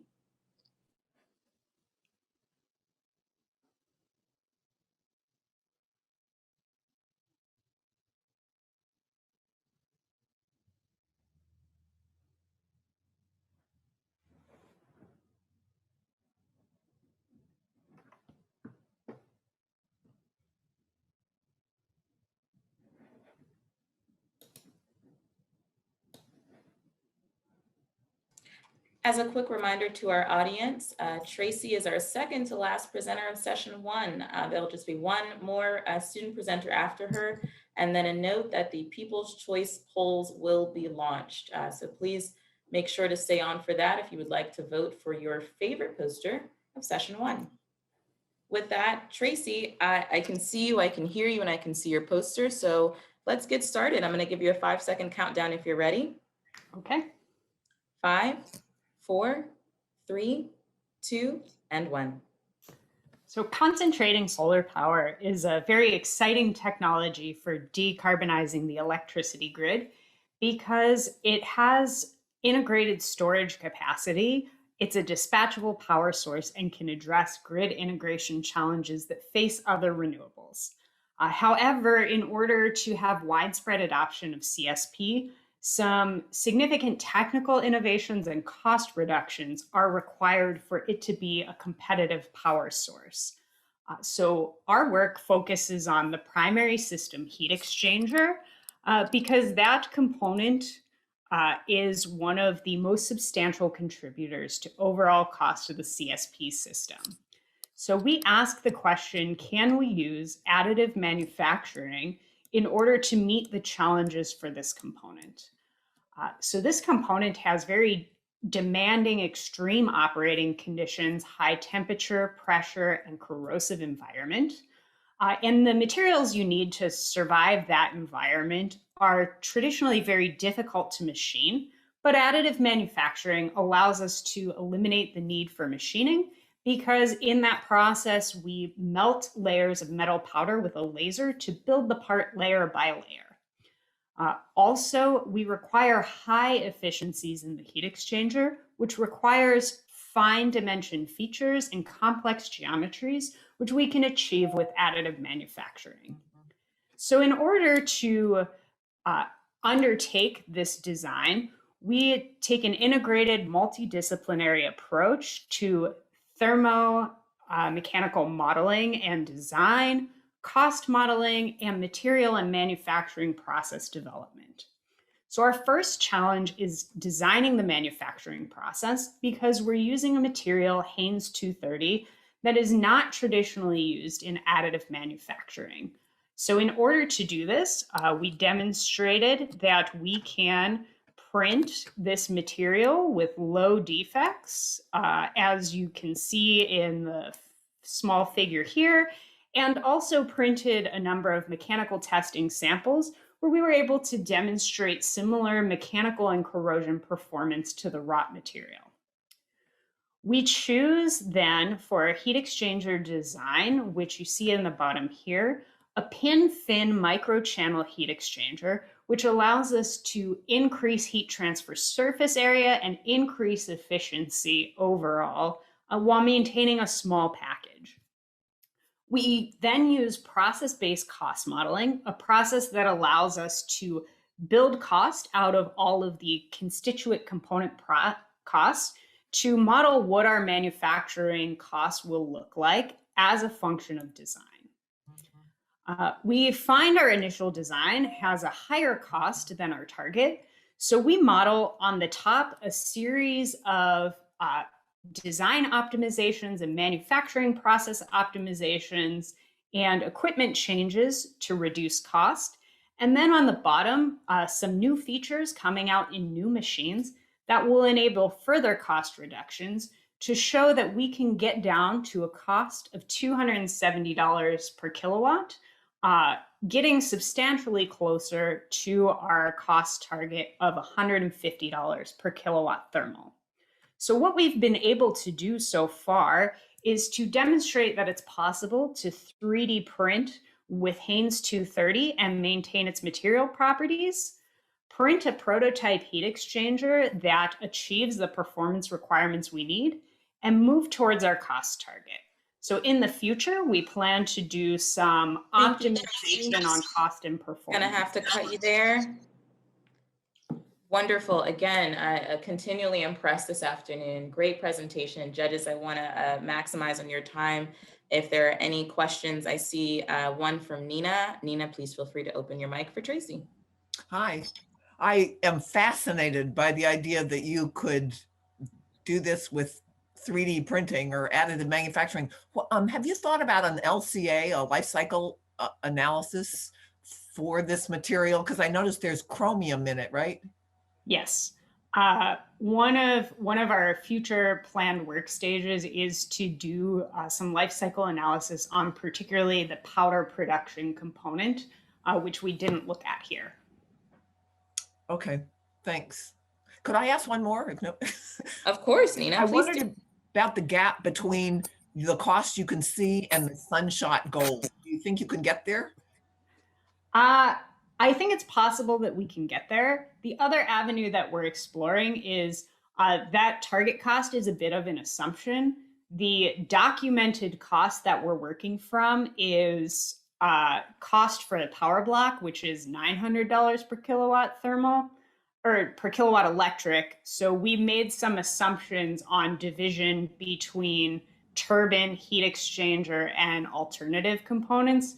So the 270 may actually be okay if some of the other components actually account for less of the cost. Okay, thank you. Sure. Thanks for your questions, Nina. Any other judges with questions for Tracey?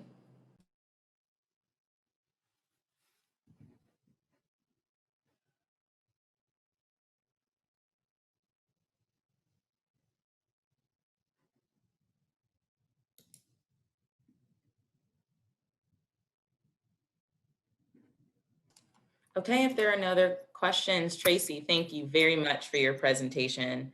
And again, thank you for being here with us today. Appreciate you participating. Judges, please complete your scores for Tracey Ziev, and we will begin moving on to our next and final presenter for session 1, who will be Junwon Lee.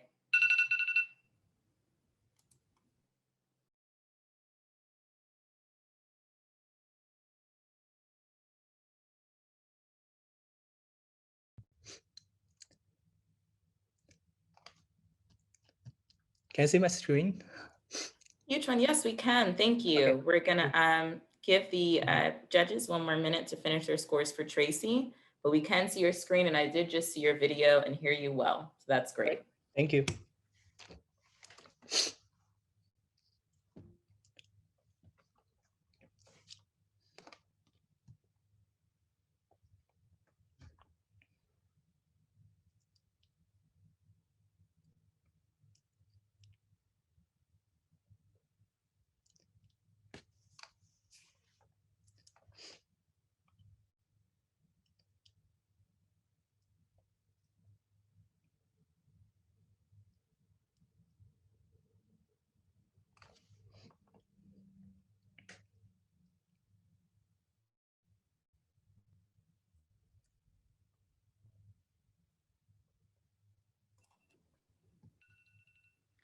Okay, judges, if you could complete your scores for Tracey, we are going to move on to Yutron for our final presenter of session 1. Yutron, if you are ready, I'm going to give you a 5-second countdown.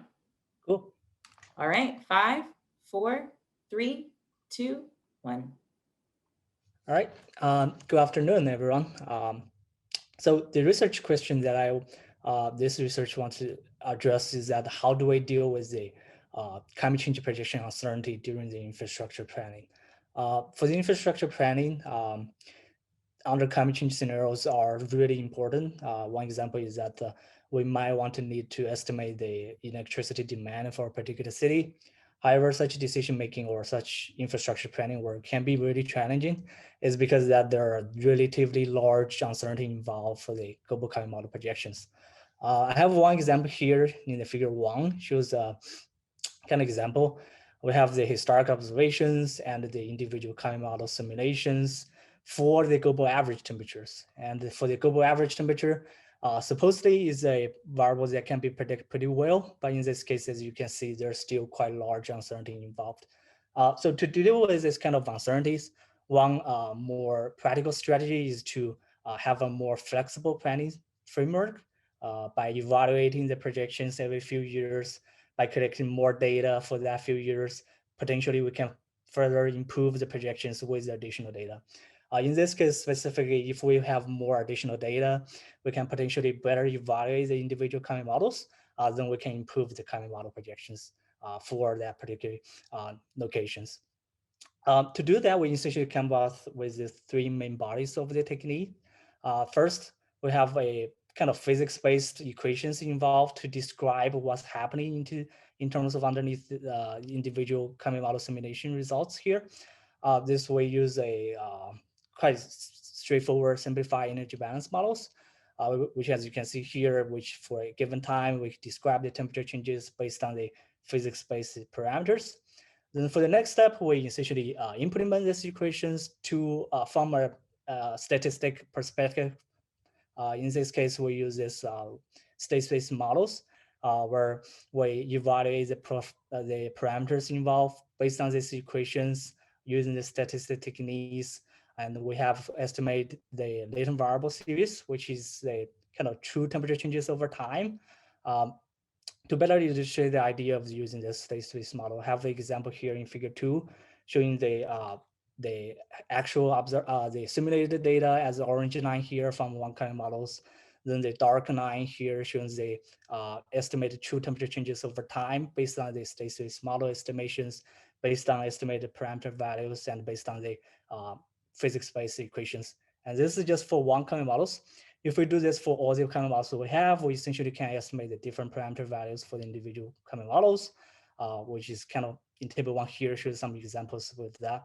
And with these results, we can then evaluate which models perform better based on the evaluation with the observation data, with the historic data. We can calculate, using this kind of Bayesian model averaging technique, calculate the performance metrics for individual climate models, then combine the individual climate model projections with their individual performance metrics to provide improved climate model projections. And the 3 figures on the right here have some kind of preliminary results. Here's just a virtual observation series. We have the historic data up to 2020. We make prediction after 2020. The first figure shows the predictions from one models seems to be off, not errors involved, but it can be improved if we combine multiple models together. As you can see, the predictions were improved. And the last figure showing kind of illustrates the idea if we collect more data, the projections can be improved, provide better improved information for our infrastructure planning. With that, I believe this is a good techniques to use, and there's some others. Thank you, Chuan. That's where we'll have to wrap you up for today, but it sounds like you were right on the money. Judges, we want to open this time for you to ask Chuan any questions that you have about his presentation. Judy, I see that you have a question. Please feel free to open your mic. I was having trouble opening my mic. I hope you can hear me now. It's a little low, so why don't you throw your question into the chat for me, Judy, and I will ask it to you, Chuan, for you. In the meantime, if there are other judges with questions, please feel free to open your mic. Hi, Sarah here. Could you explain what is meant by infrastructure? What all is encompassed with infrastructure? So here we try to kind of incorporate this framework to decision making in terms of infrastructure planning. Say if we want to design a kind of estimate the energy consumptions for particular buildings in the future period, we need to kind of have some kind of information about what's likely the temperatures in the future, say 2060s, because it look like, or even the electricity demand for particular cities. What's the electricity demand or peak electricity demand for given days or given years in a particular time period, say 40 years from now, then we need this kind of information to, with respect to the future climate projections to facilitate the infrastructure planning. There are some other infrastructure can be done as well, in addition to the energy sector, I guess. Thank you. Thank you.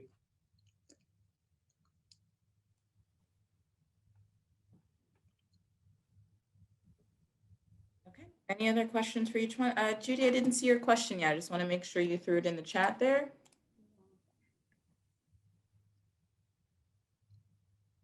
With just me?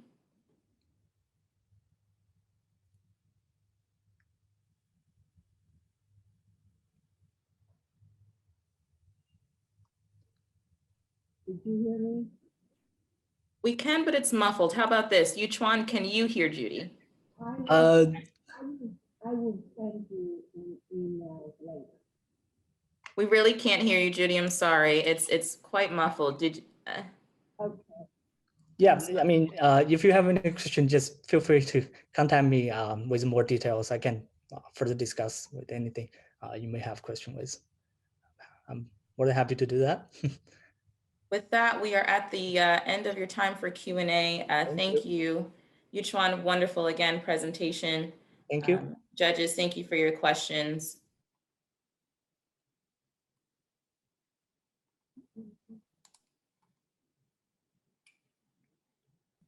And Brian, if you actually don't mind spotlighting me for a second as we move into the polls. Awesome. So thanks everyone for hanging on the line for these presentations. A phenomenal start to our session 1 presenters. So just a quick congratulations and kudos to everyone for getting through it. You all did a wonderful job. At this point, I'm going to launch a poll for the People's Choice for your favorite posters of session 1. Please feel free to choose one poster. You are going to see 2 polls. If your favorite poster was not poster 1 through 7, wait for the second poll. You'll see instructions on the top. If your favorite poster is in 8 through 13, that will be coming up. So please just be mindful that there are 2 polls just to fit all of our posters in for session 1. And I just want to thank again our judges for being a part of session 1. You had phenomenal questions, and I think they're very valuable for our students. So with that, I'm going to launch.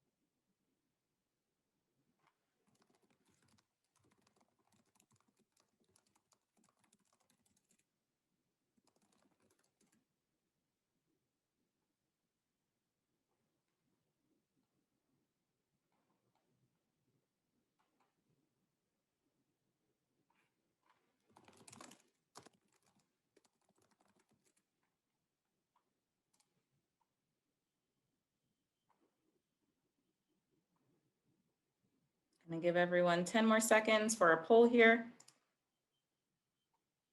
Presenters, just so you know, we will be counting 1 vote as a presenter vote for your poster. So you do not get to vote on the poll, but we will count it in final scores, not to worry. All right, if everyone has voted, I am going to end this first poll of posters 1 through 7.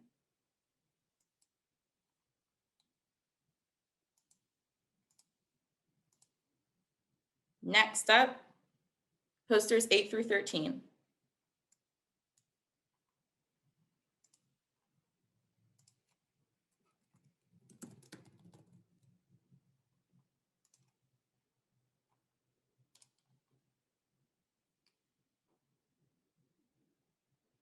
Love seeing the votes come in.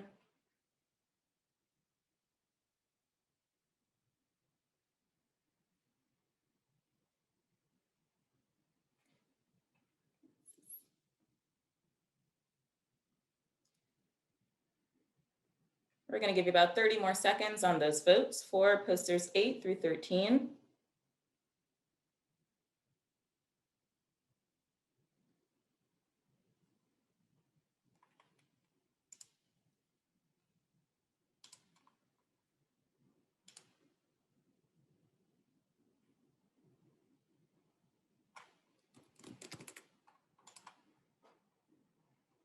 Five more seconds.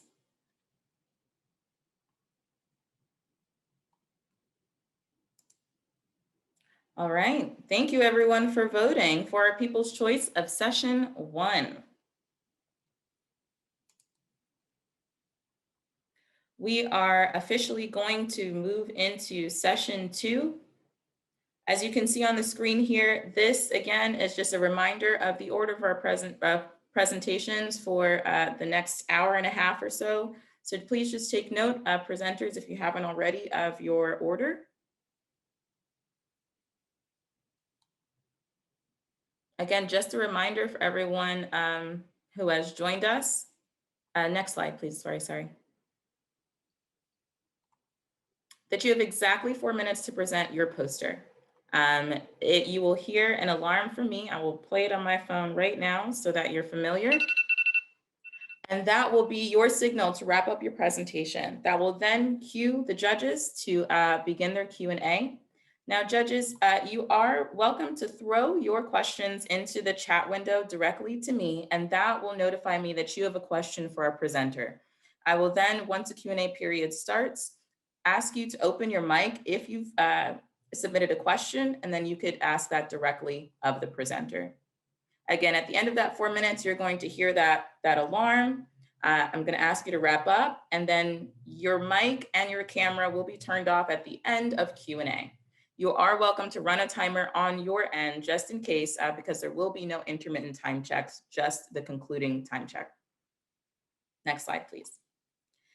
Again, judges, thank you for those of you joining us for Session 2 today. And again, for our presenters who might have come back for Session 2, welcome back, and welcome to anyone who's now joining us.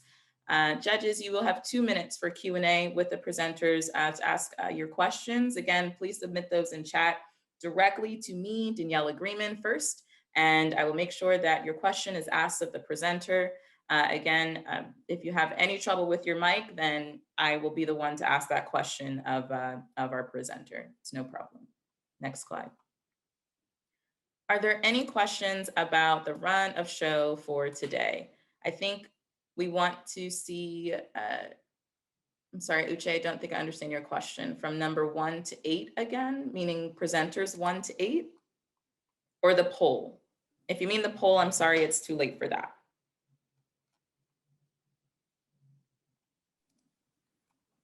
I just want to add one quick announcement to judges. We got some feedback from the previous session that 1 minute was not enough time to edit your scores. So in that case, please, you can absolutely feel free to prioritize asking questions as we've already received your pre-submitted scores. So feel free to do that. Thank you for that note, Aishwarya. And also just another reminder to anyone who might have just joined us that we do have a networking session tomorrow on the virtual platform Remo. Tomorrow is our American-made Solar Prize Round 4 Set Pitch Showcase, where 20 semifinalists will be pitching their Solar Prize innovations. After that, we have a networking session. It's a great opportunity for all on the line today to not only network with the semifinalists that are participating in the DOE American-made Round 4 competition, but also any of the other Energy Week attendees.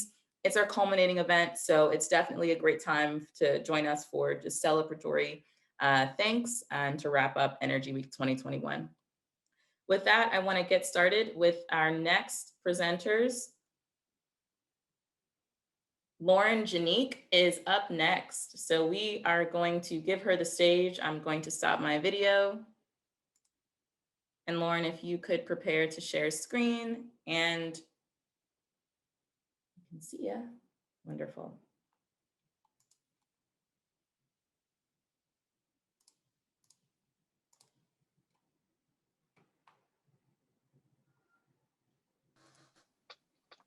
Just as a reminder to all session 2 presenters, feel free to zoom in on parts of your poster as you present, because the font is a little small to see in this view that we have at the moment.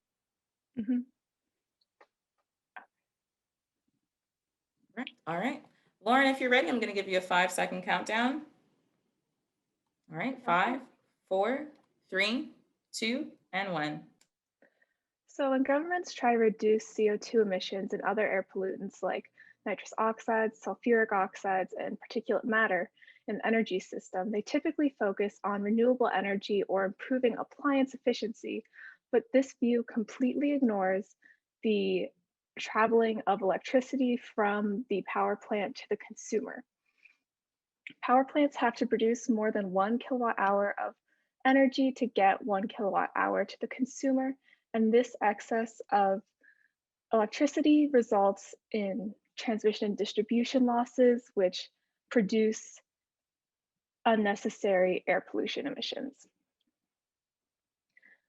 So to quantify these emissions, I created a Python script that uses the data from the US Energy Information Administration.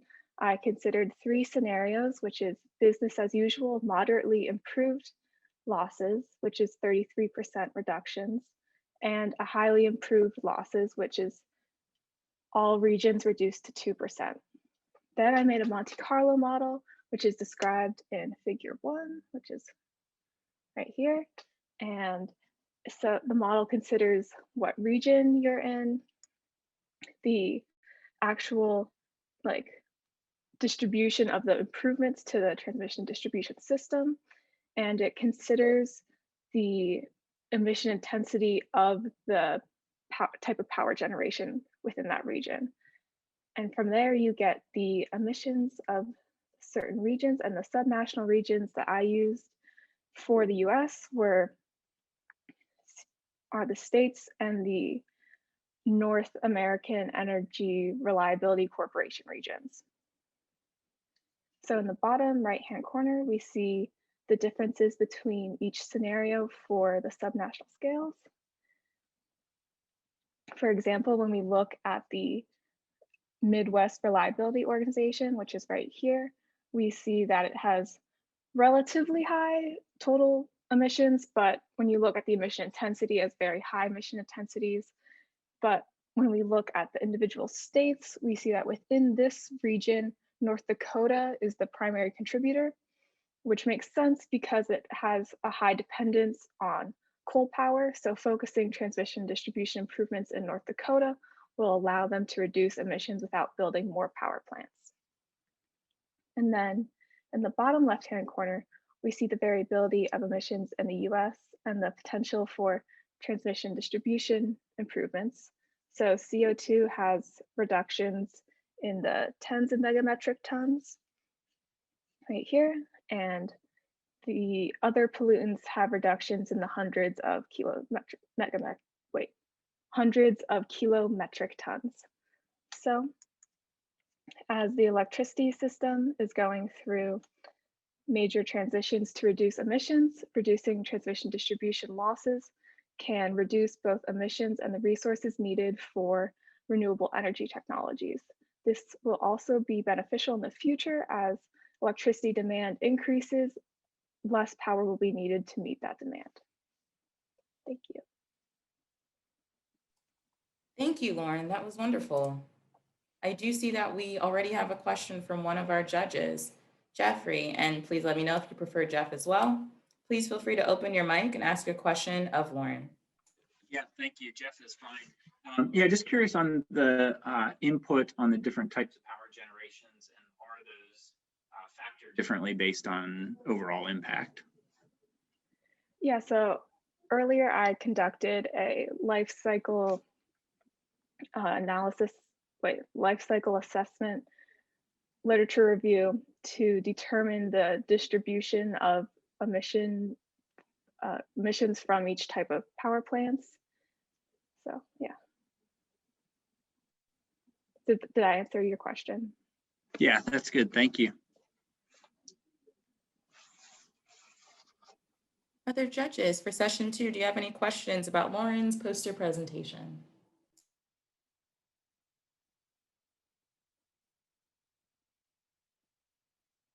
Hi, Andy. Please feel free to open your mic if you'd like to ask your question of Lauren. All right, thank you. So I was wondering if you could tell us a little bit about what are the most successful strategies to actually reducing grid losses? So this poster mainly focuses on the US, which already has very, like compared to other countries, low transmission distribution losses, but in areas where those are higher, some of these losses are contributed to electricity theft. So ensuring that you're actually billing everyone for the electricity they're using is a good way in that scenario to reduce losses. And another way for more efficient places like the US would to use like high voltage transmission lines. Okay, thank you.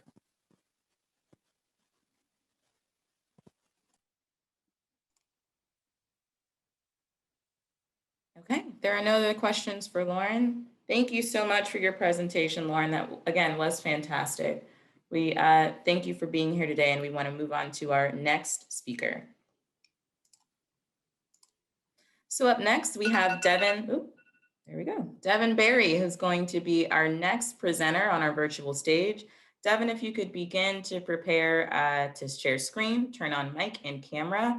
In the meantime, we're going to give our judges a chance to catch up on their feedback and comments for Lauren's presentation.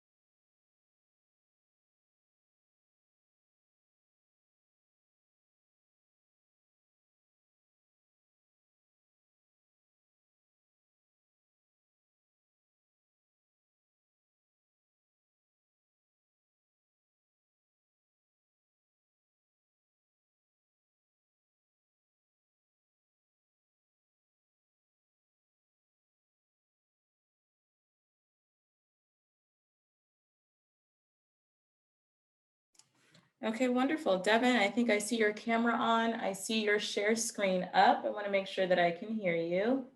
Hi. Perfect. So judges, thank you. Please finish your final scores, comments, and feedback for Lauren. And we are going to move into our next presenter. Devin Barry is here. And Devin, I'm going to give you a 5-second countdown if you're ready. Mm-hmm. Okay. 5, 4, 3, 2, and 1. Hi, everyone. Thank you all for joining today and sticking along to session 2.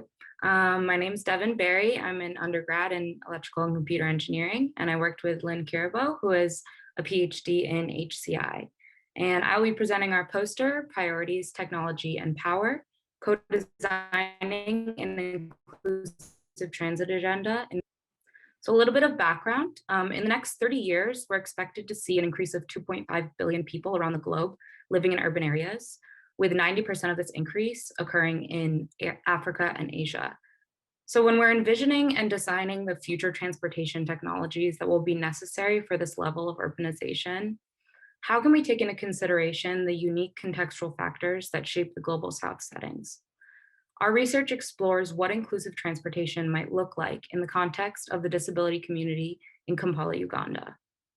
So Kampala is taking measures to improve their transportation and mobility as Uganda's first smart city. Around the world, mainstream technologies such as online maps and rideshare applications have been used to improve mobility.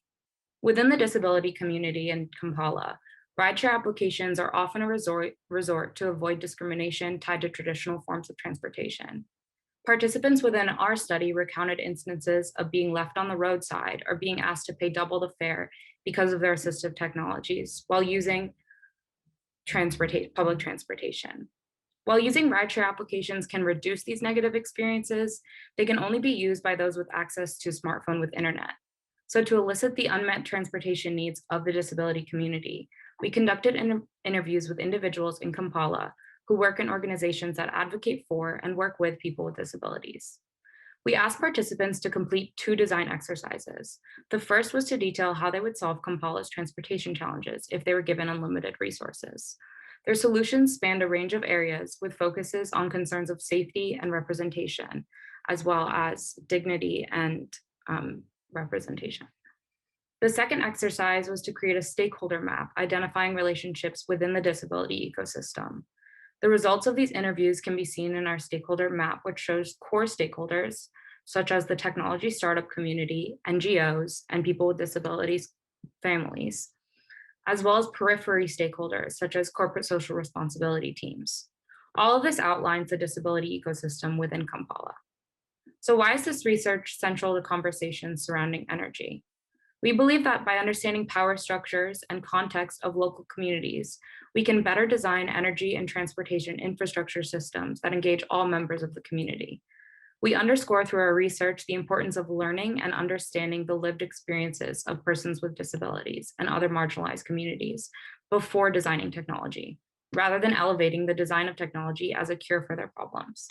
When seeking to change or update complex systems, it's critical to know and understand all of the key stakeholders in order to implement real lasting change with widespread engagement. Thank you for listening, and let me know if you have any questions. That was great, Lauren. Thank you very much. Sorry, excuse me, Devin. That was great. Thank you so much.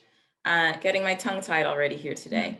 Judges, if you have any questions for Devin, I see that we have one question already here coming in from Mike Whiston. Mike, please feel free to unmute yourself and ask Devin. Hi, Devin. Thanks for your presentation. I enjoyed it. I find the stakeholder map really informative. I was wondering if you're able to provide any more detail about solutions that interviewees provided. I see you have listed here dignity first agenda, influence of safety concerns, recognition for social inclusivity. Any details you can provide on those topics and others? Yeah, essentially the study was designed so that we told participants, they had an unlimited amount of money to spend on transportation solutions. So one solution or one area of solution within like technofuturism was like I have a dream, someone said I have a dream of a wheelchair that can raise up and go down. If it raises me up, I can enter a bus. Using my own wheelchair, I can pump it up and go up. It will be raised and I'm on that level of the vehicle, then I can sit and lower it and then go. So that's just a more specific example. A lot of the solutions also, advocated for more, just more recognition within the ecosystem, within this technology startup community, as well as more of the transportation community, just having that awareness and recognition of the disability community. Great, thank you. Mm-hmm.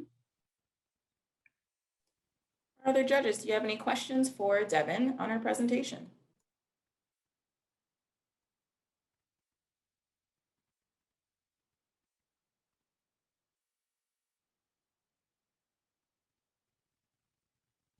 Hi, Stephen, I see you have a question. Would you like to open your mic and ask Devin? There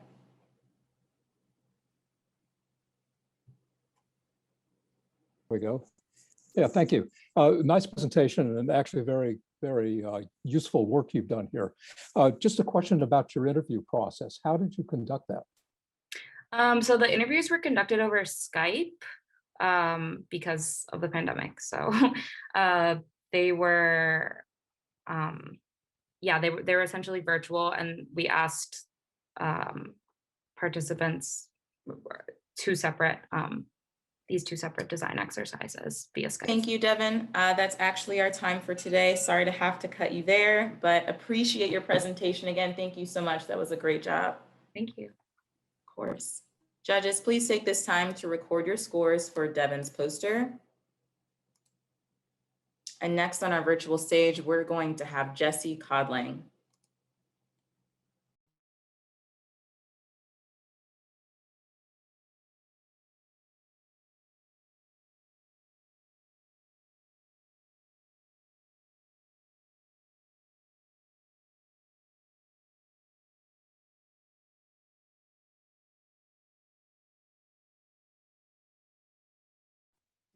Can you hear me okay?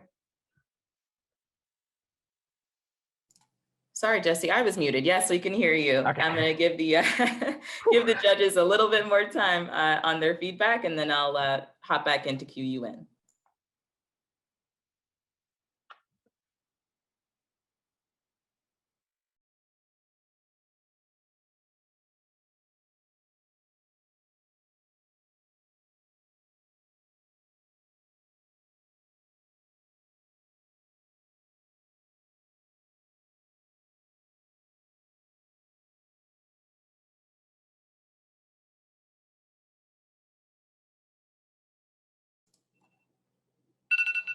All right, judges, I know it's a short amount of time. And again, just harping on Aswaria's reminder, we are definitely taking your pre-submitted scores. So if you feel like you don't have enough time, we do want you to focus on the live questions for our presenter as well. We have them here with us virtually.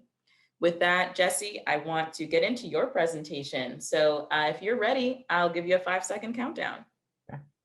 Okay, 5, 4, 3, 2, and 1. Hi, I'm Jessie Codling, and I'm presenting occupant detection through induced structural vibration sensing. In a nutshell, this project is creating vibrations on the floor structure of a room and using that to detect occupants in the room. So for our motivation, why we want to do this, it's rooted in energy management. There's huge potential energy savings just by managing energy usage like lighting and climate controls based on occupancy in a building. But typical systems that do this don't detect people who aren't moving. So say, for example, you have a classroom with 200 students in it, and the lecture ends, 198 of them all stand up at once and leave. Your system is going to see all of that motion, but you still have 2 students who are sitting, probably typing on their laptop, not moving very much. And the system is going to miss them. So we use this physical insight to overcome this challenge that the mass of the occupant still contacts and affects the floor structure, whether they're moving or not.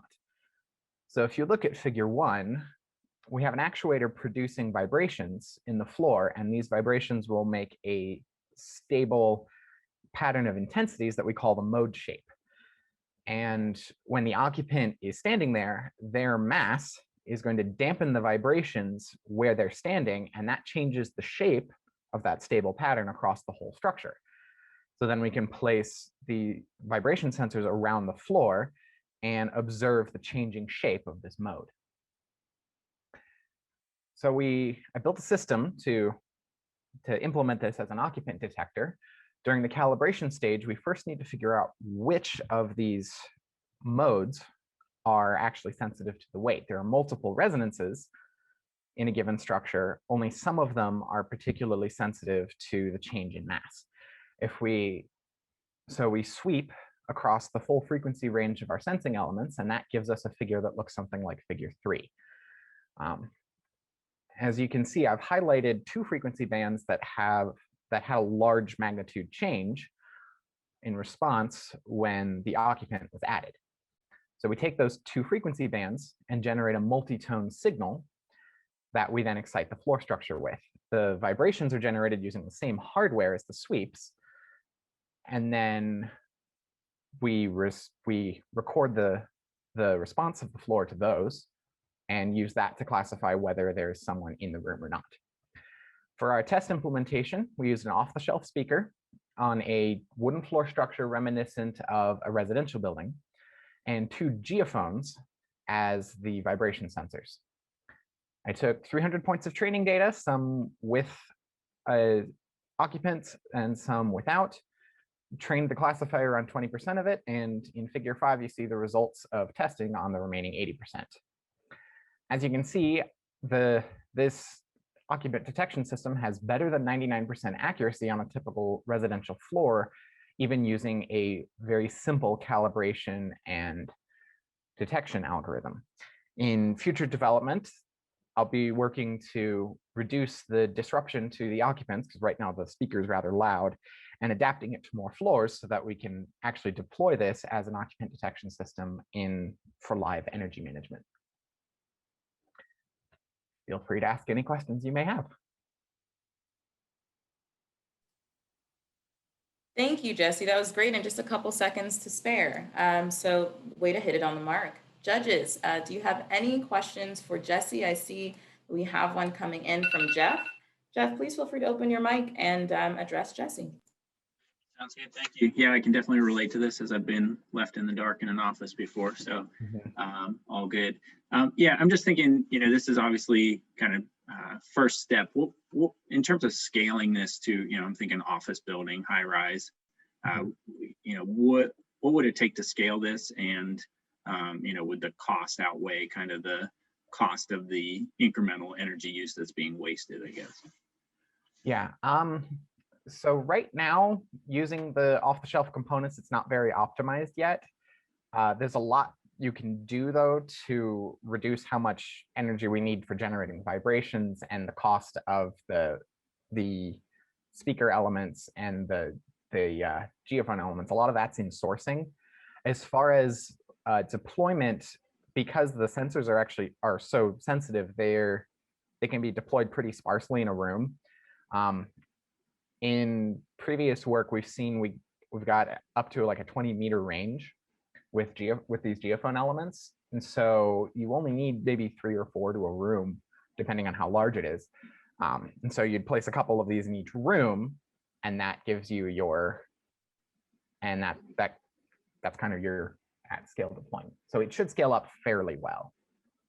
Great, thank you.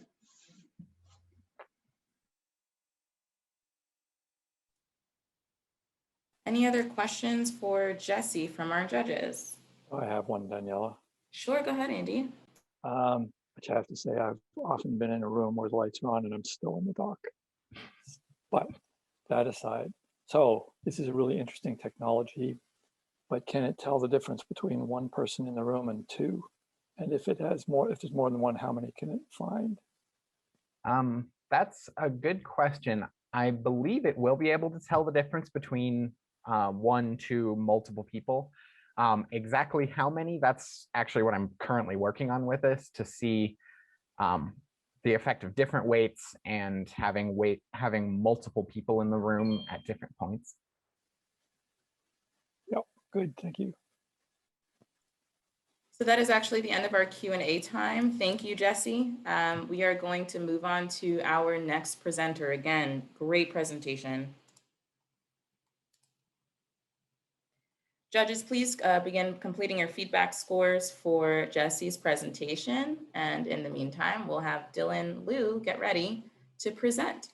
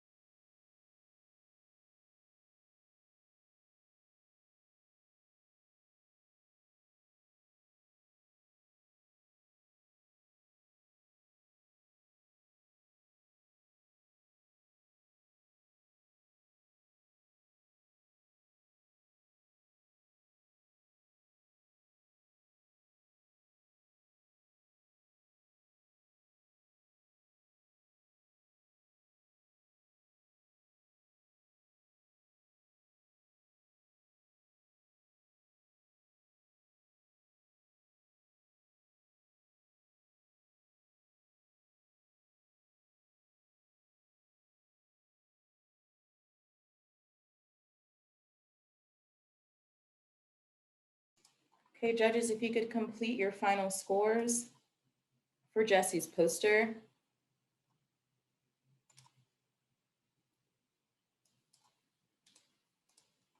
I want to make sure we have Dylan. Dylan, I see you. That's great. I see your poster. Looks awesome.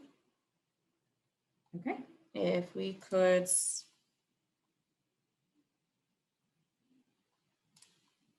see if I can speak with you. Brian, do we have Dylan on Spotlight?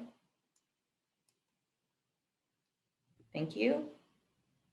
And with that, Dylan, if you're ready, I'll give you a 5-second countdown.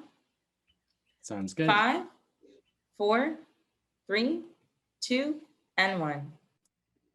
Hi, everyone. My name is Dylan Liu, and I'm a senior here at Carnegie Mellon University studying material science and engineering. What if I told you that this half-eaten apple right here could be so much more than just trash? Well, it can, and it's not just food scraps. Currently, 40% of all produced food is being wasted, directly contributing to the 24% of global greenhouse gas emissions from agriculture. At the same time, 44% of farmers are using synthetic fertilizers, which use more than half of all natural gas and coal used in agriculture. This puts an increased strain on our national energy systems and further promotes continued fossil fuel dependency of our agricultural systems. So my research and implementation has been to challenge this unsustainable and energy intensive process through a portable and modular anaerobic digester that I call the Seahorse. This system uses contained microbes and bacteria to break down food waste in a continuous cycle of 24 days. It processes 10 tons of local food waste annually, captures the produced biogas, which is scrubbed and used to generate electricity, all while producing a nutrient-dense liquid fertilizer. This fertilizer is carbon negative and diverts 15 pounds of CO2 emissions per gallon produced. Over the past 3 years, my team has designed and built the system, which we use to complete beta testing in East Liberty, right down the street from Noodlehead, which is the location most of us know here. Using this system, we have conducted nutrient testing to analyze pH, nitrate, sodium, and potassium levels with various food input combinations. While conducting this research, we sustainably processed over 3 tons of food waste, producing over 800 gallons of liquid fertilizer and 2,000 kilowatt hours of electricity.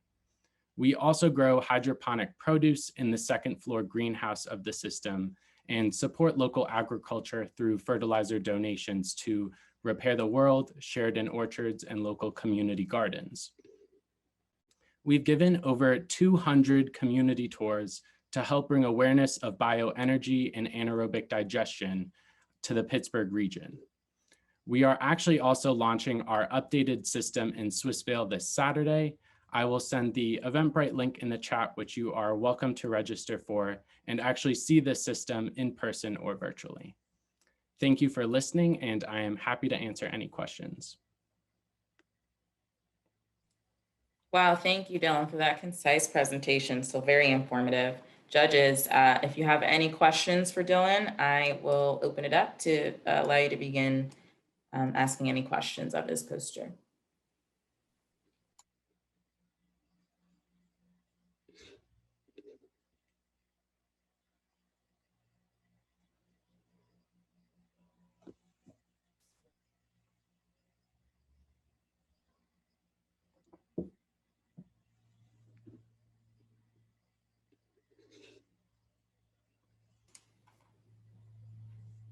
Oh, I see one from Michael. Michael, please feel free to open your mic for Dylan.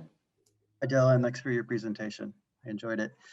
I'm curious, what is the scale of the Seahorse for those of us who haven't seen it in person? And also, what's your vision for this kind of a system?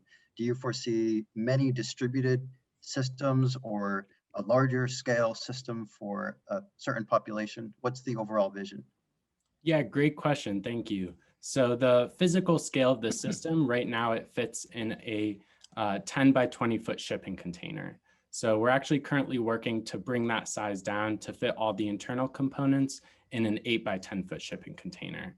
And to answer your second question about kind of the ultimate vision, it very much is to provide a decentralized solution to food waste. So currently food waste is hauled to centralized landfills, and our goal is very much to build a decentralized grid of these systems located in small business parking lots and community centers to locally produce food waste from neighboring businesses and residents. Thank you. Thank you, Dylan. I see that Stephen has a question about the collection process. Stephen, would you like to open your mic? Sure. Using the shipping container, I was guessing that's what it was. And I see you have a greenhouse on top. How do you foresee this being used by putting it into a parking lot? Will people dump their food waste in, or will you be collecting it, et cetera? I just saw a lot of practical questions about the use of a shipping container for this process. Great question. Yeah, so I actually just recently redesigned the food grinding station. So currently how we process the food waste logistically is it's brought to the container in sealed buckets, and we open up the shipping container and basically load it all into the food processing sink area. Our ultimate goal for automizing and improving the accessibility of this system is to actually have the food input be from the outside of the system. So it would almost be like one of those solar compactors where you just open a drawer and kind Thank you, Dylan. that way. Sorry that I have to cut you off, but do want to be mindful of our time for the other presenters. Thank you so much. Again, fantastic presentation. And thank you again for being with us today. Good to see you. Thanks. Good to see you all. Up next, we have Chan Lee as our next presenter. As we give him a chance to prepare his screen, mic, and camera, we're going to let our judges finish up their scores for Dylan.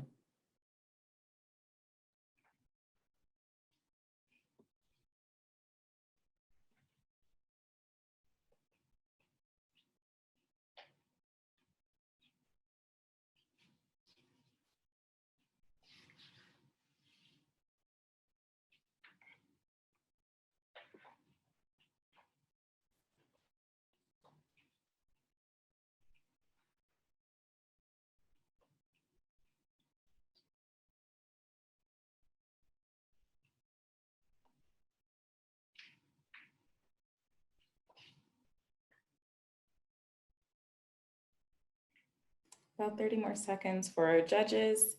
And I do see that we're getting our poster up. Just a reminder for the remainder of our presenters, please feel free to zoom in on different parts of your presentation as necessary. We know that the font has to be small just for the guidelines of the poster. So we just want to make sure you're maximizing that time. Also, another reminder while I have you all here, again, the networking session will be our concluding event for CMU Energy Week 2021 on the Remo virtual platform tomorrow at 5 p.m. We hope you all join us, and that is also where we will be announcing the winners of the poster competition. With that, I want to move on to our next presenter. Chan Lee is here and is getting ready. I want to make sure we see him, hear him, and have his screen up. Yep, gotcha. Can you hear me well? Okay. Yes, we can. Perfect. All right, so I'm going to give you a 5-second countdown. In 5, 4, 3, 2, 1. Hi, everyone. My name is Han Li. I'm a PhD student from chemical engineering. So today I'm going to talk about capacity expansion for power systems under high penetration of renewables. Without further ado, here you can see an energy outlook. You can see the oil demand is going to decrease in the next 30 years. But on the other hand, the electricity demand is going to pick up, especially in the case where, let's say we want to achieve net zero emission in 2050, the electricity demand is going to increase dramatically. So it turns out most of these power generations will come from renewables, including wind and solar, especially in this case, if we were to achieve net zero emission, you can see the wind and solar power is going to increase sharply. So the major challenge in transitioning to renewables is that renewable output is very volatile.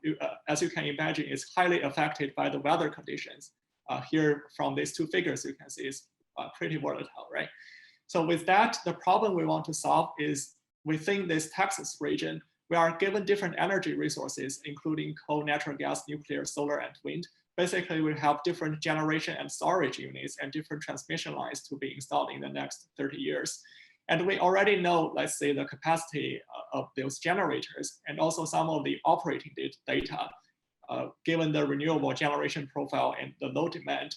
So with that, we want to decide the yearly investment decisions on the generators, like which year and which location we are going to install the new generators and the new storage units, also for the transmission lines. So in order to capture the renewables, not only the investment decisions have to be included, we also need to consider the hourly operating decisions, including the power flow and the operating schedule of the generators. So with that, we want to have an optimization model to minimize the expected net present cost of this whole process. So as you can imagine, this type of model would be extremely challenging to solve. It usually have billions of variables. So we need to make some simplifications here. The first simplification is on the temporal scale, where we choose a number of representative days to represent those renewable output. And then we have hourly decisions.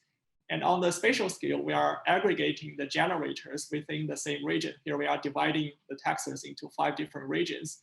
As for the transmission lines, as you can see, it's pretty complicated. And then we are doing this simplification here. So this model is really difficult to solve. Therefore, we develop some optimization techniques. This is called Bender's decomposition. The high-level idea is that we are going to decompose the model into investment decisions, and some of the operating decisions can be decomposed by year. So with this model and the algorithm, we can solve problems in the Texas region for a pretty large size. Let me show you the results here. As you can see, we can solve the problem with like almost millions of variables and constraints. And this is the expansion planning results for different energy sources, including natural gas, wind, solar, nuclear, and coal. The major takeaway in this figure is that most expansion happens for the renewable generation, including solar and wind, represented by the yellow and the orange bar here. And then if we take a look at the transmission expansion planning results, we have different transmission lines that connect to neighboring regions. Now, the major takeaway is that most transmission lines are installed between Panhandle to northeast and west to south, because most of the renewables are installed in the west regions because higher solar irradiance and high wind speed. But the big cities are here, right? Dallas and San Antonio. That's why we want to coordinate the transmission and generation expansion. With that, I would like to take any questions you have. Right on the money. That was wonderful. Thank you so much. Judges, if you have any questions for Hyun, please open up your mics. You're welcome to start asking them now. I have one question. So when you look at this solution, is it possible that you could have realized from the beginning without solving this problem what the best solution was, or what an approximation to the best solution would be? That will be a little bit difficult. Yeah, you can achieve this in a heuristic way, but the thing is that with those increasing in the renewables, you want to guarantee your solution is feasible even in the high penetration of renewables, because I mean, you may have a raining day that your solar panel is not going to work. So we need to capture this type of complexity in the model. I think this is the most cost-effective way of solving this problem. Yeah. Okay. Thank you, Con. We have another question from Jeff. Jeff, please feel free to open your mic. Yeah, thank you. Yeah, I was just curious on the clustering algorithms. I understand, kind of reducing the model complexity, but is there any gut check as far as does that affect overall accuracy of your results? Yeah, exactly. That's a really good question. That will affect the accuracy of the result, but we have some mathematical proof that how far this simplification is from the true optimal. The true optimal is like you include all the days in your data set. So we have some guarantee of, let's say, 3% from the optimal solution. But if you want to improve the accuracy, you need to have more clusters, right, to represent this whole data set. Got it. Thank you. Thank you. Probably have time for one more quick question. Any judges have any more questions?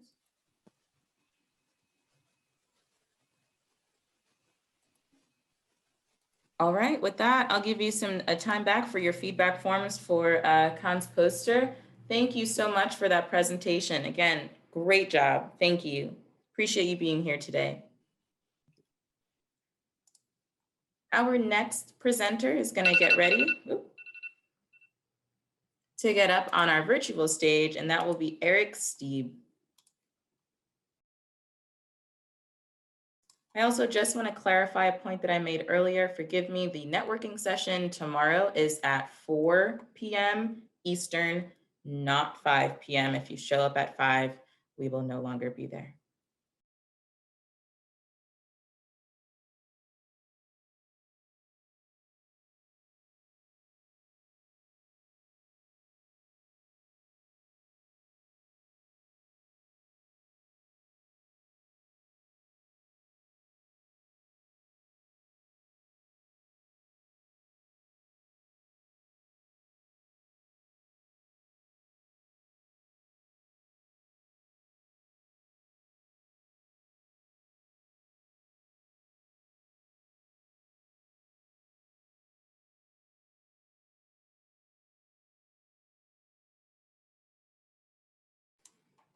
All right, judges, as you finish up your final feedback and comments and scores for Chan's poster, we are going to have our next presenter, Eric, get ready. Eric, I see your poster, wonderful. See your screen. If you are ready, I will give you a 5-second count-in. Sounds good. All right, 5, 4, 3, 2, and 1. Thank you very much, Daniela. As mentioned, I'm Eric Renberg-Stieb, and I'm here to talk about negative emissions, their costs, and some policy recommendations. Pretty much any proposal you see around net zero or reducing emissions focuses not only on reducing emissions where we can, but also on carbon capture, usage, and sequestration.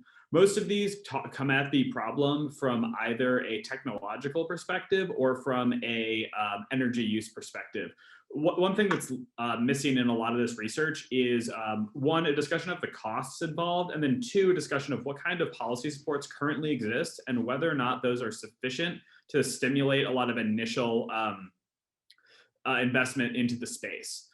So what I did for this research was looked through the existing literature that exists around costs to generate kind of an idea of what the capital, maintenance, and labor costs are for two different kinds of direct air capture technologies. So using a hydroxide solvent or an amine solvent. And for that, you get a pretty wide range. Using existing technology, that's going to be somewhere between 180 for hydroxide up to 300, and using the amine, it's going to be anywhere from 200 to 350.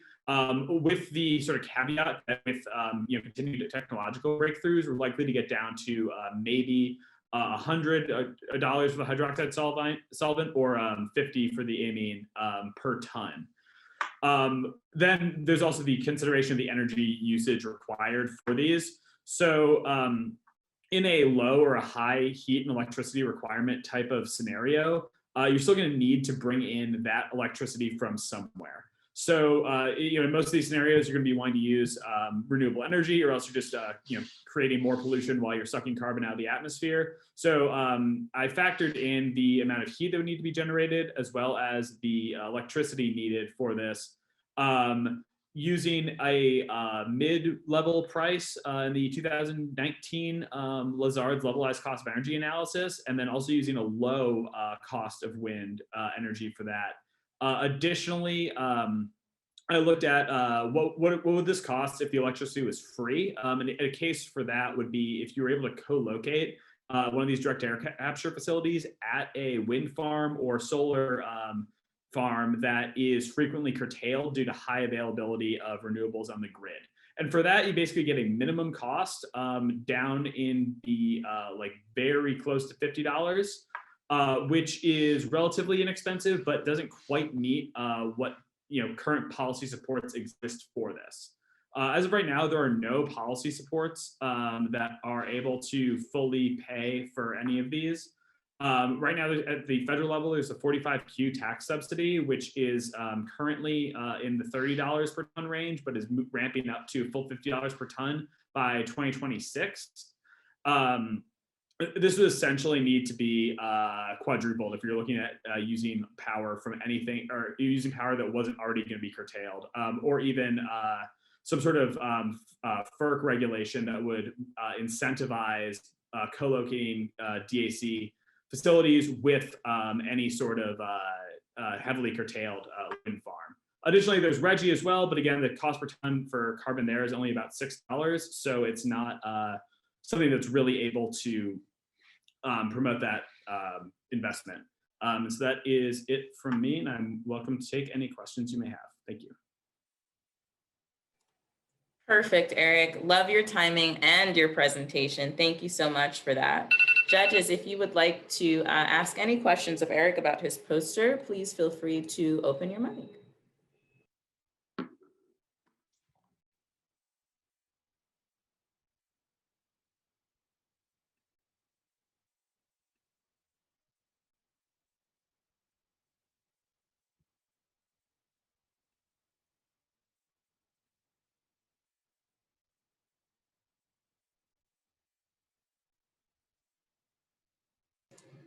Any questions for Eric?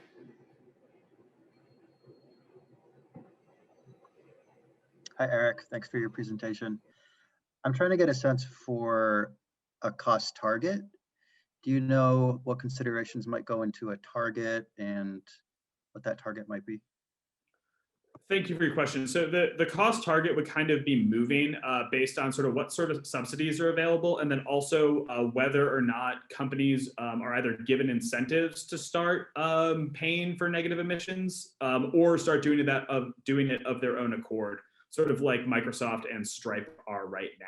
So the initial subsidy target should be somewhere, should be high enough that it's able to incentivize the initial investment. So that's sort of why I was targeting $200 per ton, a quadrupling of the 45Q tax credit, because that would allow, with some technological improvements, the both forms of CCUS to be profitable.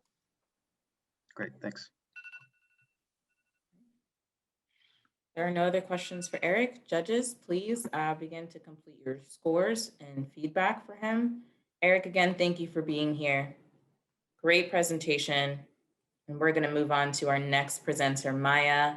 I see your screen. That's wonderful. We're going to give you a chance to get ready as our judges complete their scores.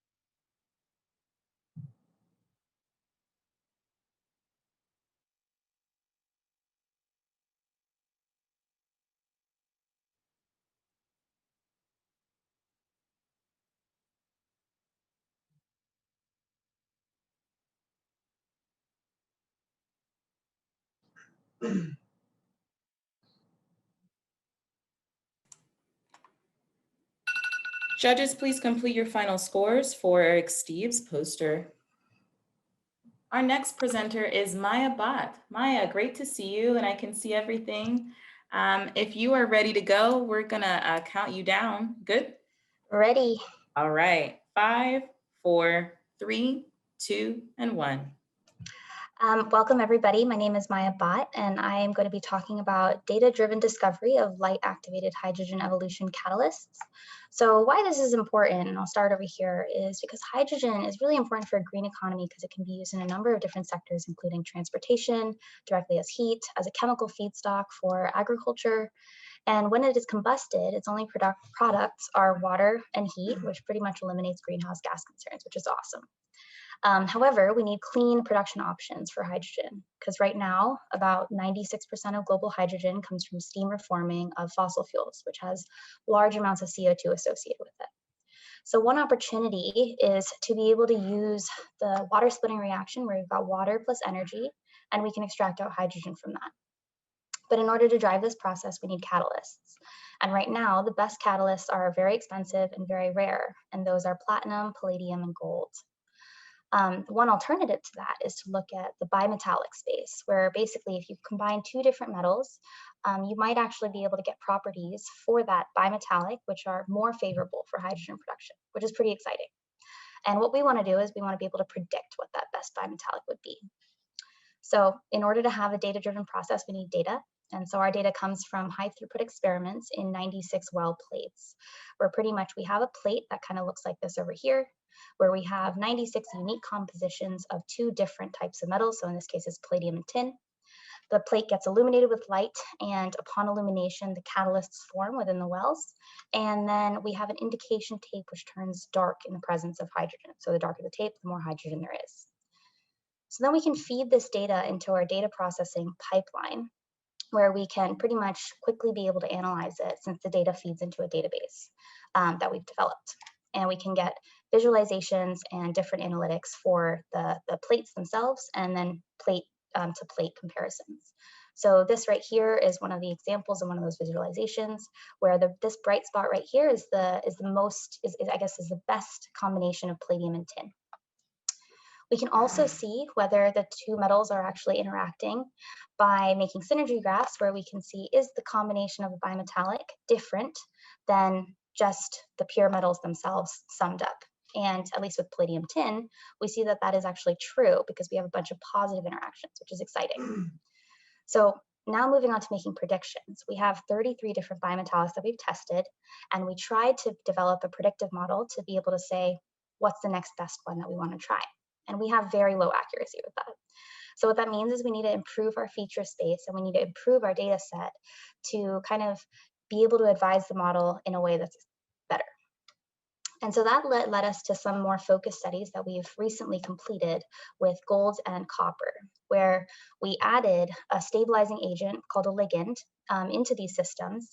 And what we found is the systems that have the ligand, so BSPP and PEGSH are the systems that have the ligand, we found that those systems performed better and for a longer experimental time frame in terms of hydrogen production, which is super awesome because that proves that we actually have nanoparticle catalysts, and now we can leverage decades of nanoparticle literature for moving forward. And so what that means in terms of implications is that for our predicting capabilities, we might have had previous false negative results. We'll be able to improve our data set now by including nanoparticle specific information. And on a broader level, we have a better understanding of how these in situ catalysts form. And we have, I guess, more promising leeway in terms of finding bimetallics that are promising alternatives for sustainable hydrogen production. Thank you. Right on the mark, Maya. Thank you so much. That was truly fantastic. Judges, if you have any questions for Maya, please feel free to open up your mics now. Maya, this is Andy. Hi, Andy. So what kind of information about nanoparticles is it that you would include in the database taken from other sources? Yeah, definitely. So, I mean, now at least since we know that nanoparticles are involved, we can include information like whether we have stable systems or unstable systems. And so that would be an awesome feature because if we have stable nanoparticles, maybe that's like a really good feature to be able to advise the model to say if you have a stable system, then you have good hydrogen production or not. Additionally, we can get a little bit more information as to how big the nanoparticles are, how much active surface area we might have on the catalysts, and that leads to how much active catalyst surface area, I guess, we might have. So those are just a couple examples. Yep, thanks. Yep. Jeff, you have a great question. Would you like to open your mic for Maya? Yeah, thank you. Yeah, I'm just curious on the bimetallics. Understanding the other catalysts are rare. Are the bimetallics broken down or unusable after the reactions occur? No. So the way that, or I guess we don't think that that's happening. So the way that the process is light is illuminating metal ions, which basically are able to reduce them into like metal particles themselves, and they're combining in particular ways to form nanoparticles. And then once they're combined, they are able to drive the catalytic reaction. And so what we have found is by actually having that stabilizing ligand, we can maintain that size of nanoparticles so they don't break down at all, and their lifetime ends up being extended.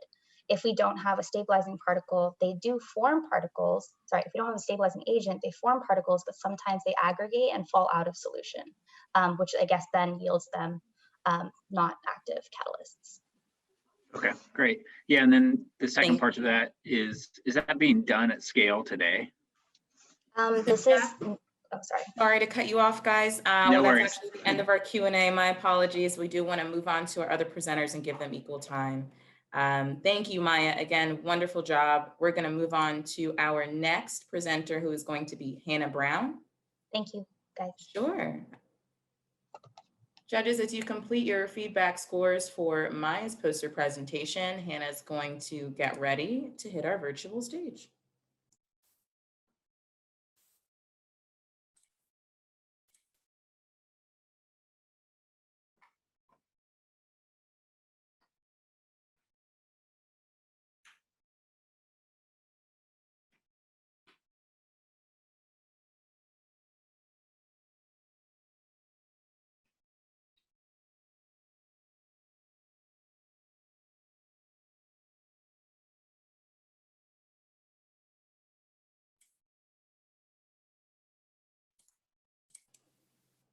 Great, Hannah, we can see you and your screen. A quick reminder that if you need to zoom in on any parts of your poster during your presentation, feel free to do so. Judges will give you a little bit more time to finish your scores.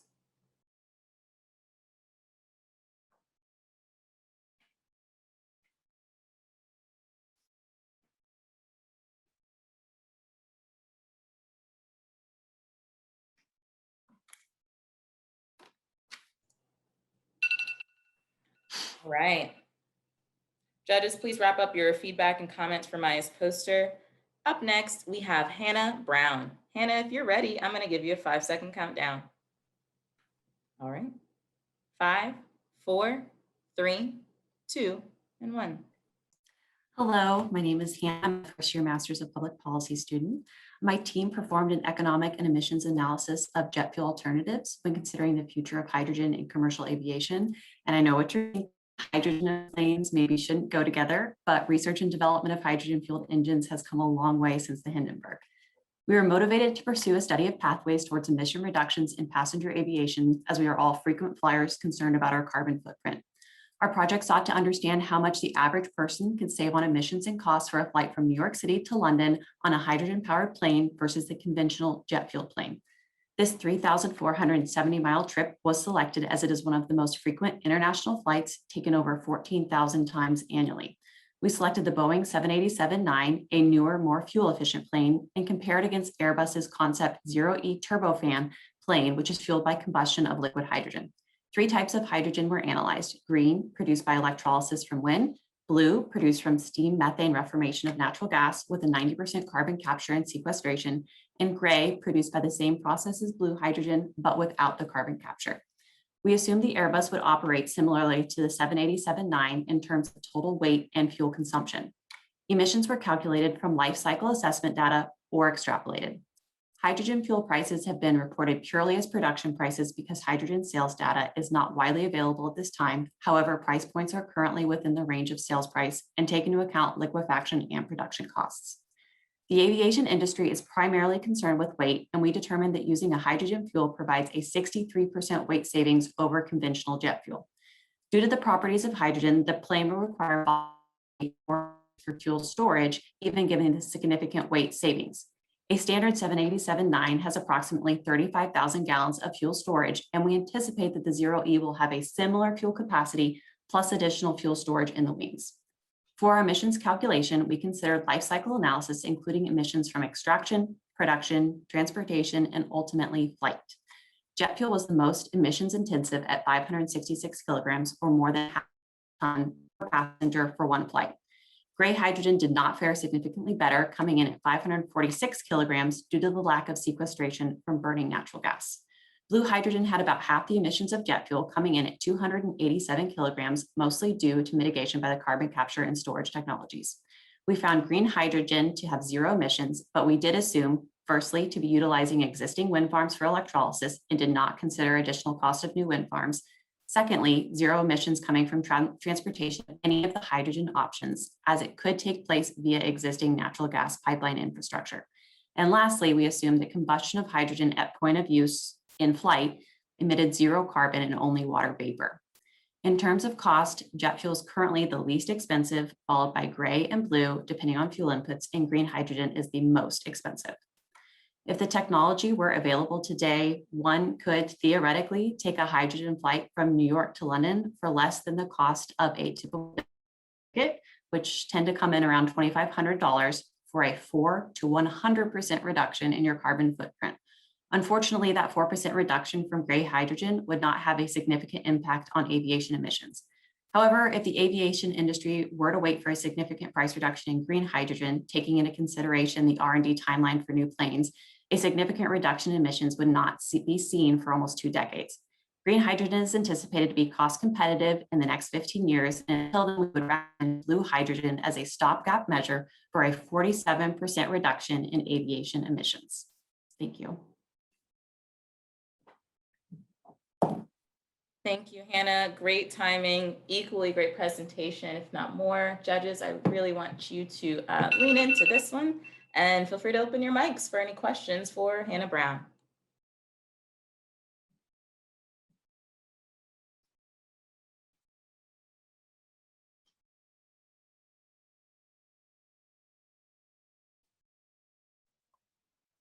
Hi, Hannah. This is Mike. Thanks for your presentation. Hi. You mentioned that you did not include transportation of hydrogen because it could be used in natural gas pipelines. Is that correct? That is correct, yes. Do you have any sense of how the emissions might change if hydrogen was, say, liquefied in a vehicle and transported that way, at least in the near future?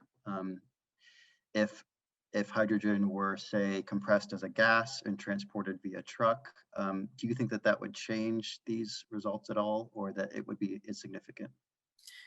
It would change them, but I think that that would mostly depend on the location of where that hydrogen was being produced as opposed to where it was being used. So ideally, we would like to be utilizing green hydrogen in wind farms that are close to the point of use. But if that was traveling long distances by truck, it would be a relatively significant increase. Okay, great. Thank you.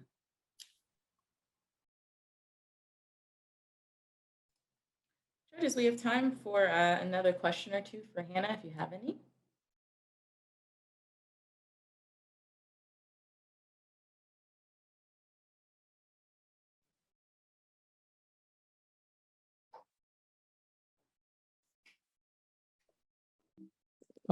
Hi, this is Steve.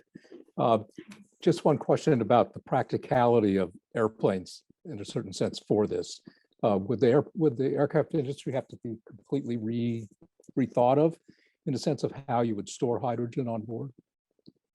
Yes, so that is part of the reason we utilized Airbus's concept Zero E plane, because they are working on a way to safely and correctly keep the liquid hydrogen. It needs to be at a appropriate cool temperature to be utilized. So This would really require mostly replacement of planes with hydrogen-based fuel planes, as opposed to there are some alternatives out there for a mix of hydrogen and jet fuel. So that's a different retrofit and one that we did not explore.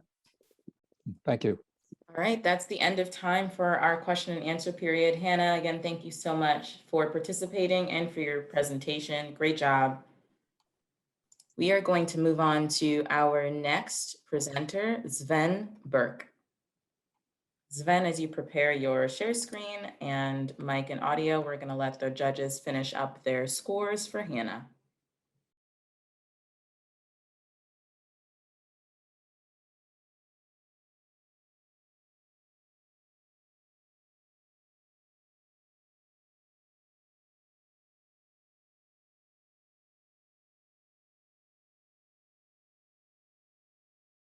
All right, can you hear me? Can hear you, yes, great, thank Excellent. you. And just hold a moment and I'll cue you in when it's time. Thanks.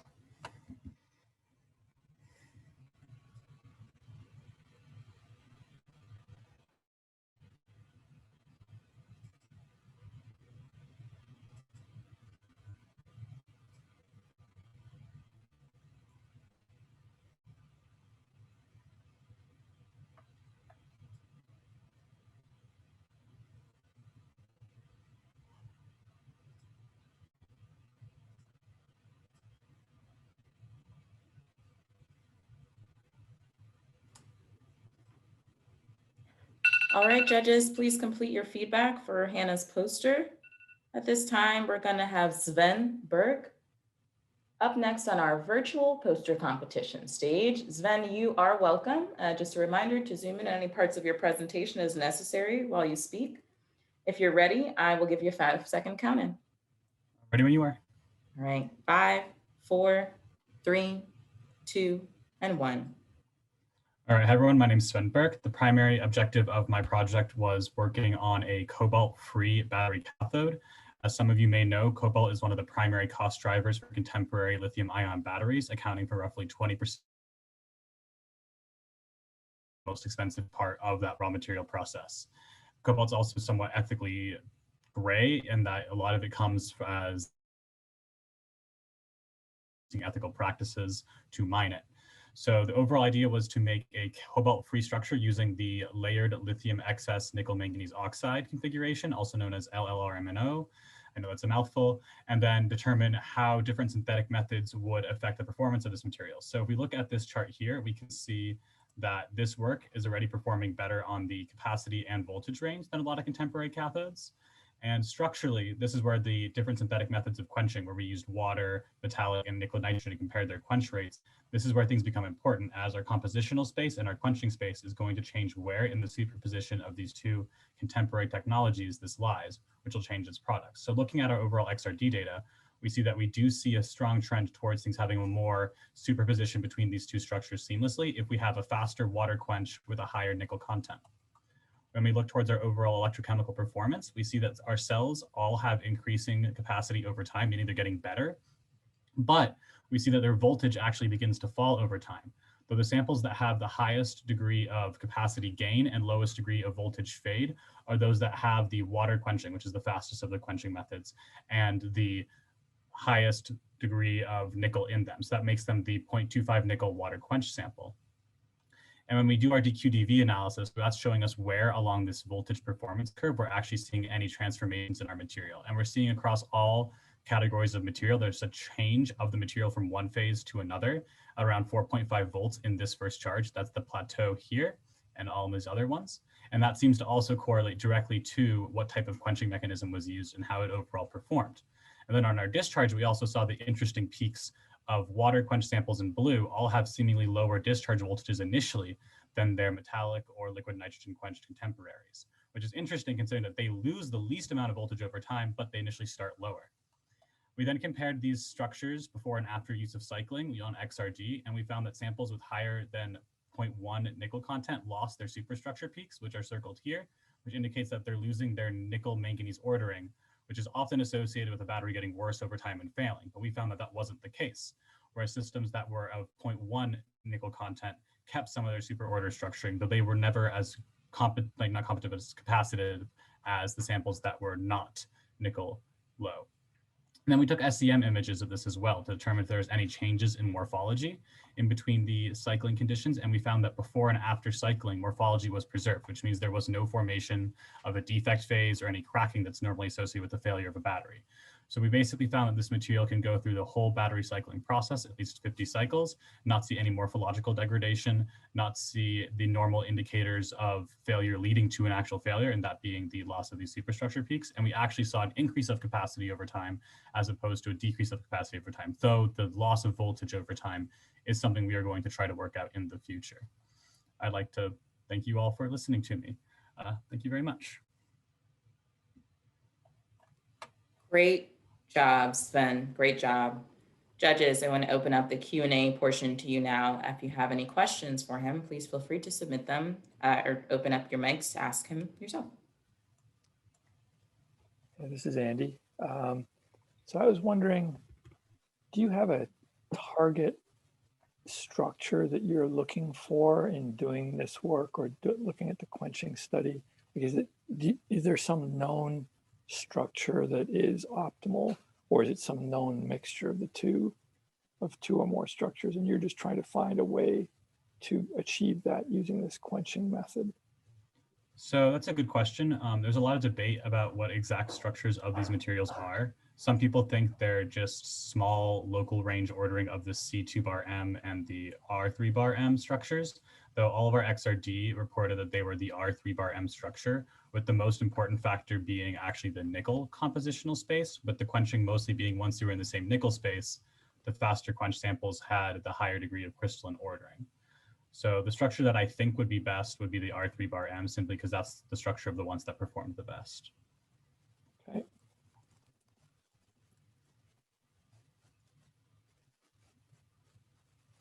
Any other questions for Sven?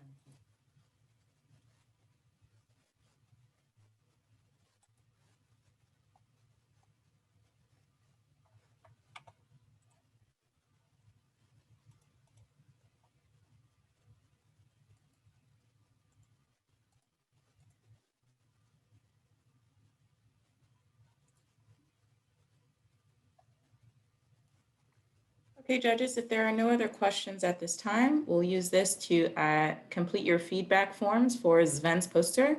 Thank you so much for being here with us today. Again, wonderful presentation. And we're going to move on to our third to last presenter, Mina Karimi.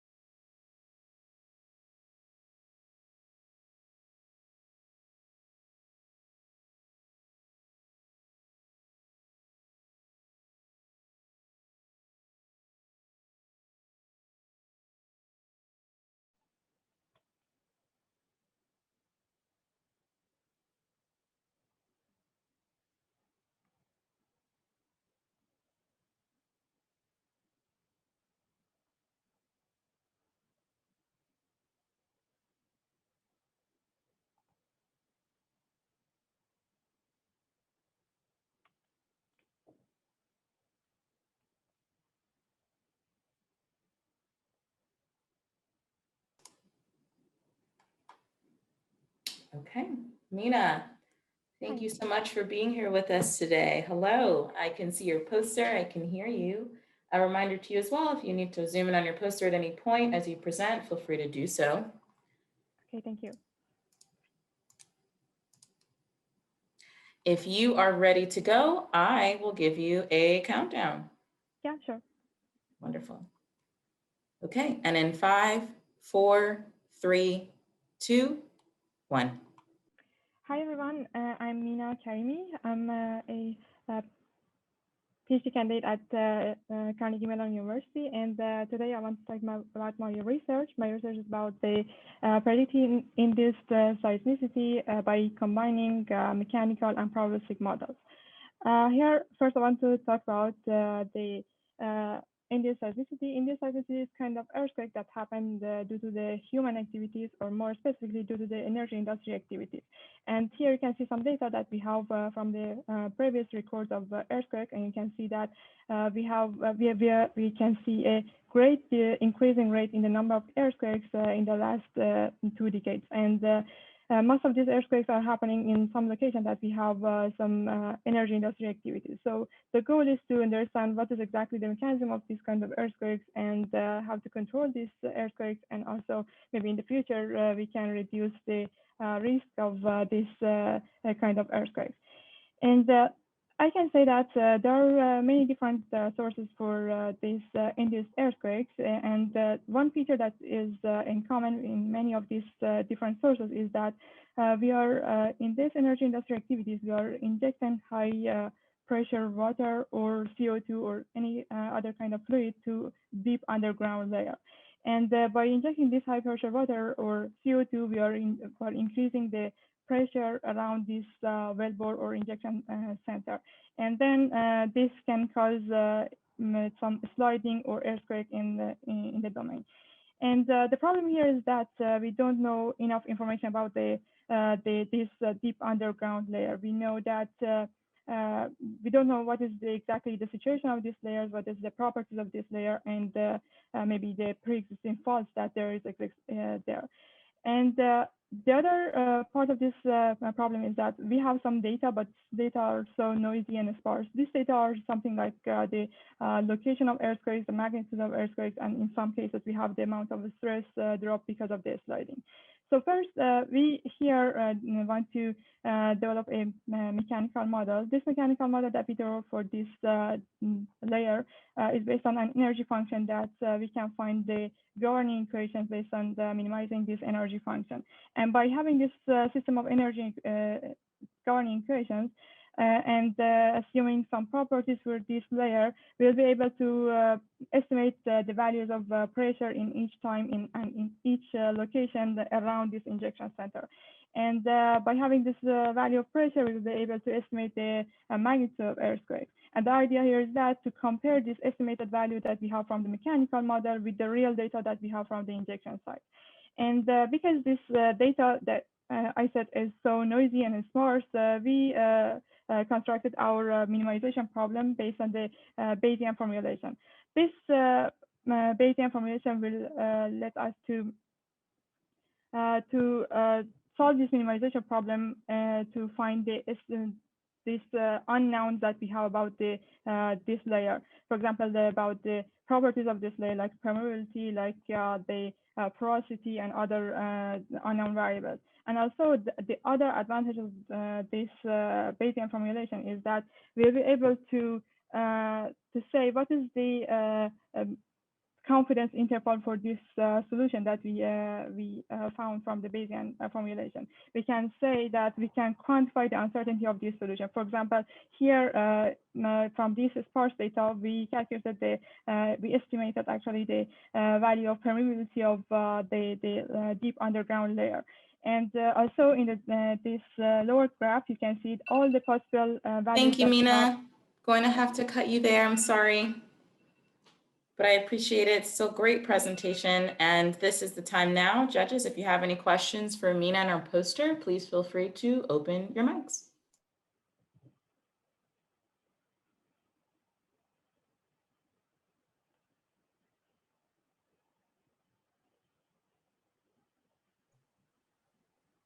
Hi, Mina, this is Mike. Thanks for your presentation. This was really informative and a new area for me. I was wondering if you could talk a little bit more about the uncertainty, which I know you were just addressing at the end. Is the uncertainty substantial, and how could it be reduced? Do you have any insights into that? Yes, sir. It's a great question. Thank you.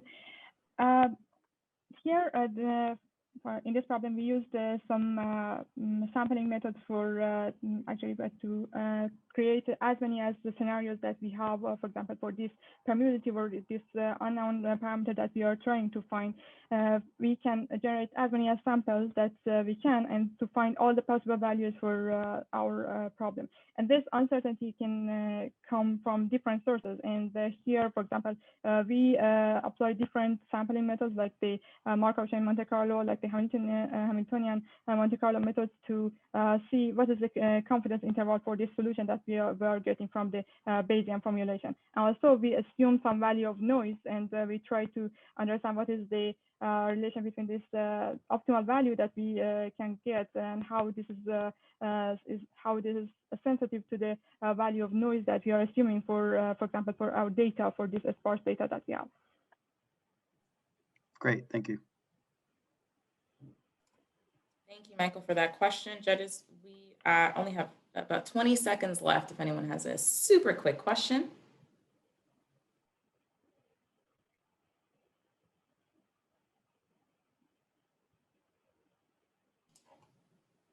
Okay, with that, Mina, thank you very much for your presentation. Judges, I will give you this time to begin completing your feedback forms and scores for Mina's poster.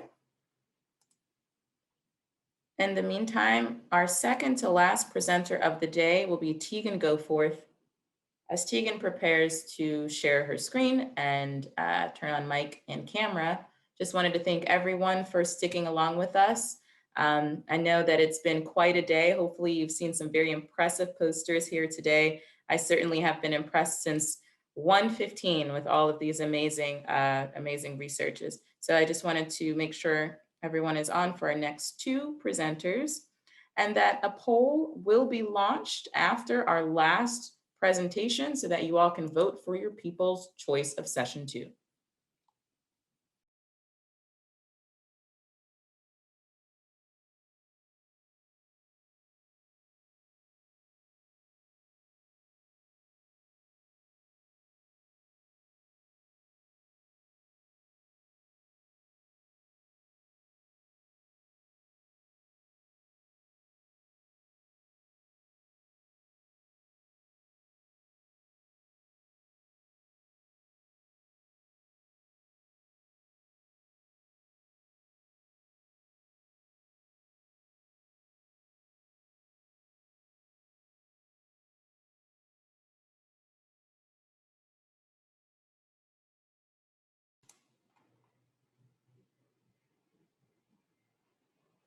Okay, judges, please finish your feedback, comments, and scores for Mina Karimi's poster presentation.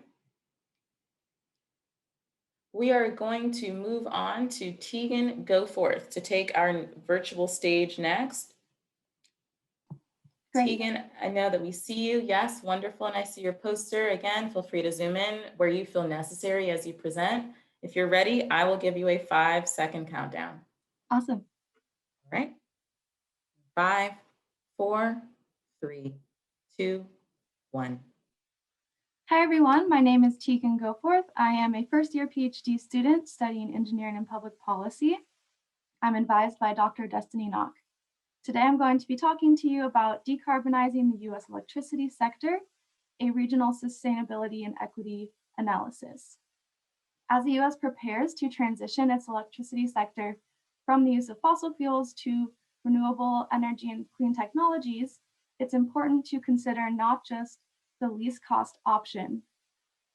However, a lot of current energy system models optimize for the least cost option and fail to consider equity and sustainability considerations. Therefore, in this analysis, I'm going to investigate how prioritizing cost in decarbonization impacts equity and sustainability metrics. For this analysis, I am using the Regional Energy Deployment System, which is a least cost optimization model that forecasts the electricity system from 2010 to 2050. I created 8 different decarbonization scenarios for this model based on either a carbon cap or a national renewable portfolio standard. In the model results, we see in the base case that by 2050, there's still a reliance on coal, natural gas, and nuclear whereas in the 100% renewable energy by 2035, we see that by 2035, it reaches the goal of having 100% renewable energy with mainly onshore wind technology and solar PV. Into the results, we see for the sustainability analysis, I used life cycle emissions, and we see an overall decrease in trend for CO2 equivalent life cycle emissions in all the scenarios, just on different levels of reductions. The 100% renewable by 2035 has the lowest amount of life cycle emissions here, and the base case has the highest by 2050. With the PM, there's a similar trend of decreasing over time. Looking at the regional analysis, we see that the base case has a lot larger amount of emissions across regions compared to the 100% renewable energy, but there are still regions in this decarbonization scenario that have more emissions than others. So for the equity analysis, we used a Gini coefficient, which measures the distribution of inequality across a region. And we were measuring the distribution of air quality across the US. We see that as emissions decreases, the Gini coefficient either stays around the same or gets worse, meaning that as we are decarbonizing in these different scenarios, the Gini coefficient and inequality is actually getting worse.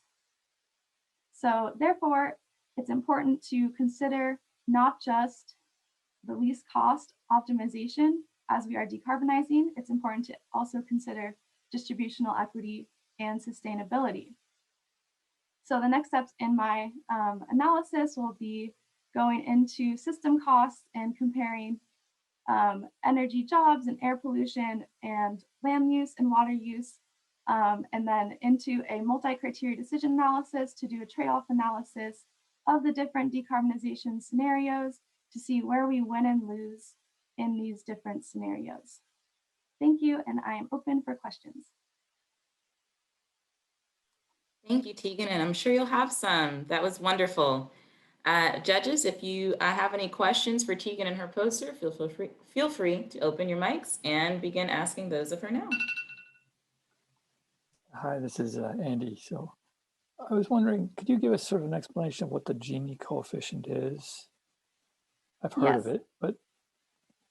So the Gini coefficient is measuring the distribution of like inequality based on a population in like different regions. So it intakes all of the 134 regions using this analysis, and it's weighted by population. It then outputs a single value for the given year and air pollution emissions in each region that I like put into it, and returns a value between 0 and 1.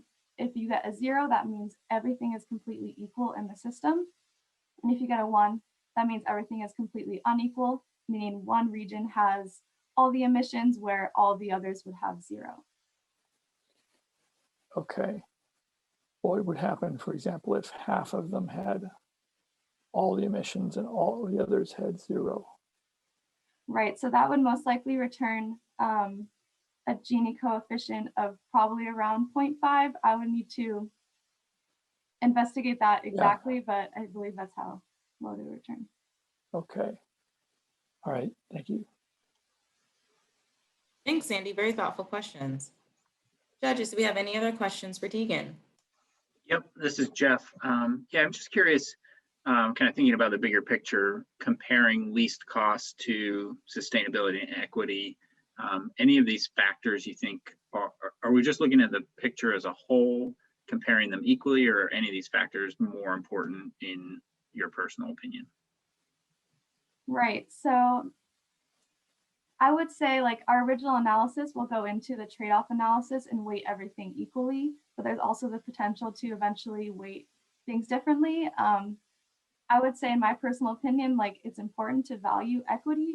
That's something that could be left behind if we don't use these analyses. That's all the time that we have, actually, Tegan. Thank you. That was a concise answer. So thank you very much for your presentation and for participating in our competition today.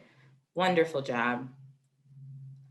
All right, folks, you've held on with us all day. Our final presenter of the CMU Energy Week 2021 poster competition is Rami Aris. Rami is going to prepare his screen share and get his mic and camera ready as the judges complete their scores for Tegan's poster. All right, Rami, wonderful to have you. Last but definitely not least, and want to remind you to zoom in as you need to on your poster as you present.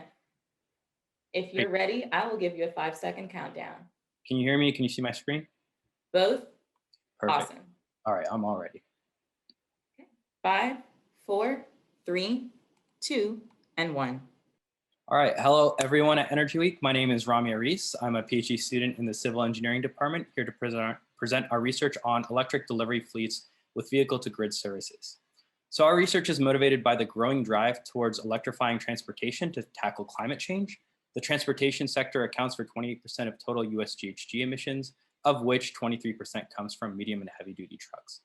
With the significant potential to reduce carbon emissions by electrifying delivery trucks, our research question arises from the fact that battery electric trucks are more expensive to purchase and require additional logistical planning for charging, operations, and fleet sizing, yet also present lower operating and maintenance costs and additional revenue streams via electric grid services when compared to conventional vehicles. So our research question is an extension of the electric vehicle routing problem. We try to determine the cost optimal fleet size while coordinating operational routing, scheduling, and vehicle to grid decisions to maximize profit for a fleet operator. The graphic on the left is a visual representation of this problem. Here we see a hypothetical result of a fleet size of 3 EVs, each routed from the origin depot in green to all customer nodes in red, where deliveries are completed within a customer's desired time window. Vehicles are also directed to visit charging stations in blue, along with their routes in order to complete round trips with sufficient state of energy in their batteries or to take advantage of energy arbitrage or peak shaving opportunities. The plot on the right shows an example of the 2 vehicle-to-grid services we're interested in. The idea of peak shaving is that an EV's battery can charge and or discharge at times coincident with the peak demand of a building to flatten demand peaks or minimize demand spikes due to vehicle charging that incur high dollar per kilowatt demand charges. The idea of energy arbitrage is that utility energy rates can vary across the time of day, presenting arbitrage opportunities between the highest energy prices and the lowest energy prices.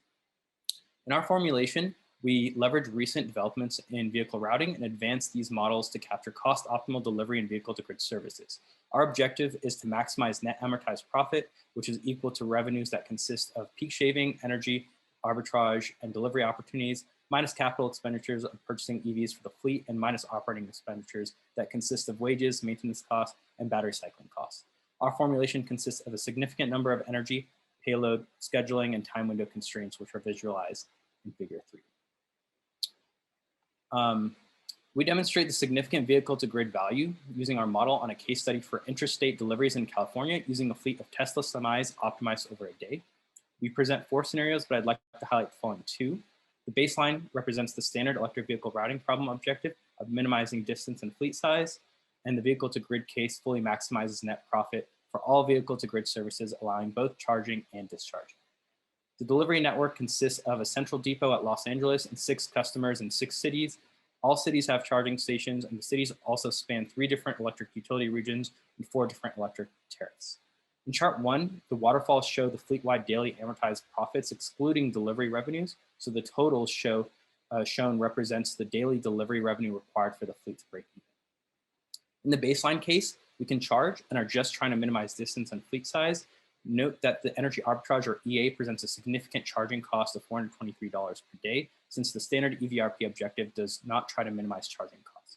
We compare this to the V2G scenario, where a model objective co-optimizes charging and discharging V2G opportunities with delivery constraints. Energy arbitrage now becomes a significant revenue creating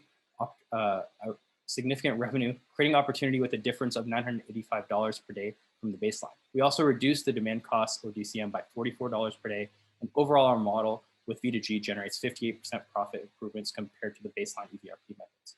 In figure 4, we show the routing results for this V2G scenario. And to conclude, our model is a novel extension of the electric vehicle routing problem, enabling fleet operators or policymakers to plan the operation and design of medium and heavy duty plug-in electric vehicles. Thank you, Rami. Right on the money again. Great presentation. Thank you.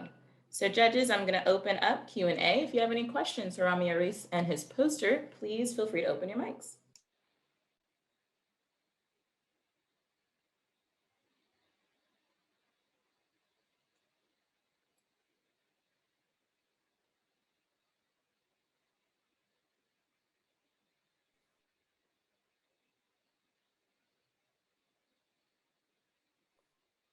Yes, this is Steve.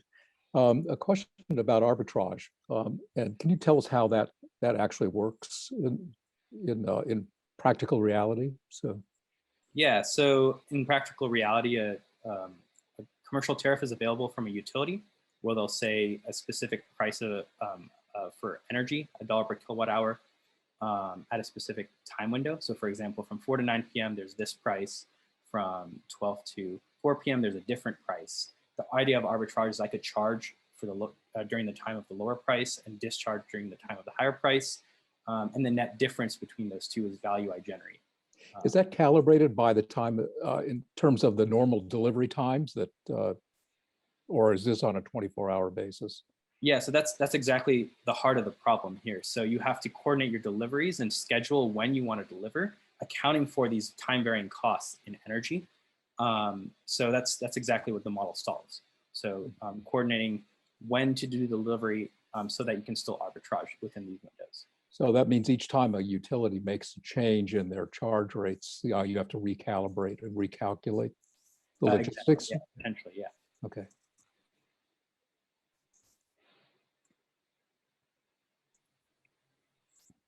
And that's actually all the time that we have for questions today. Rami, thank you so much for holding on till the end and bringing us out on a wonderful note. Thank you for participating with us today.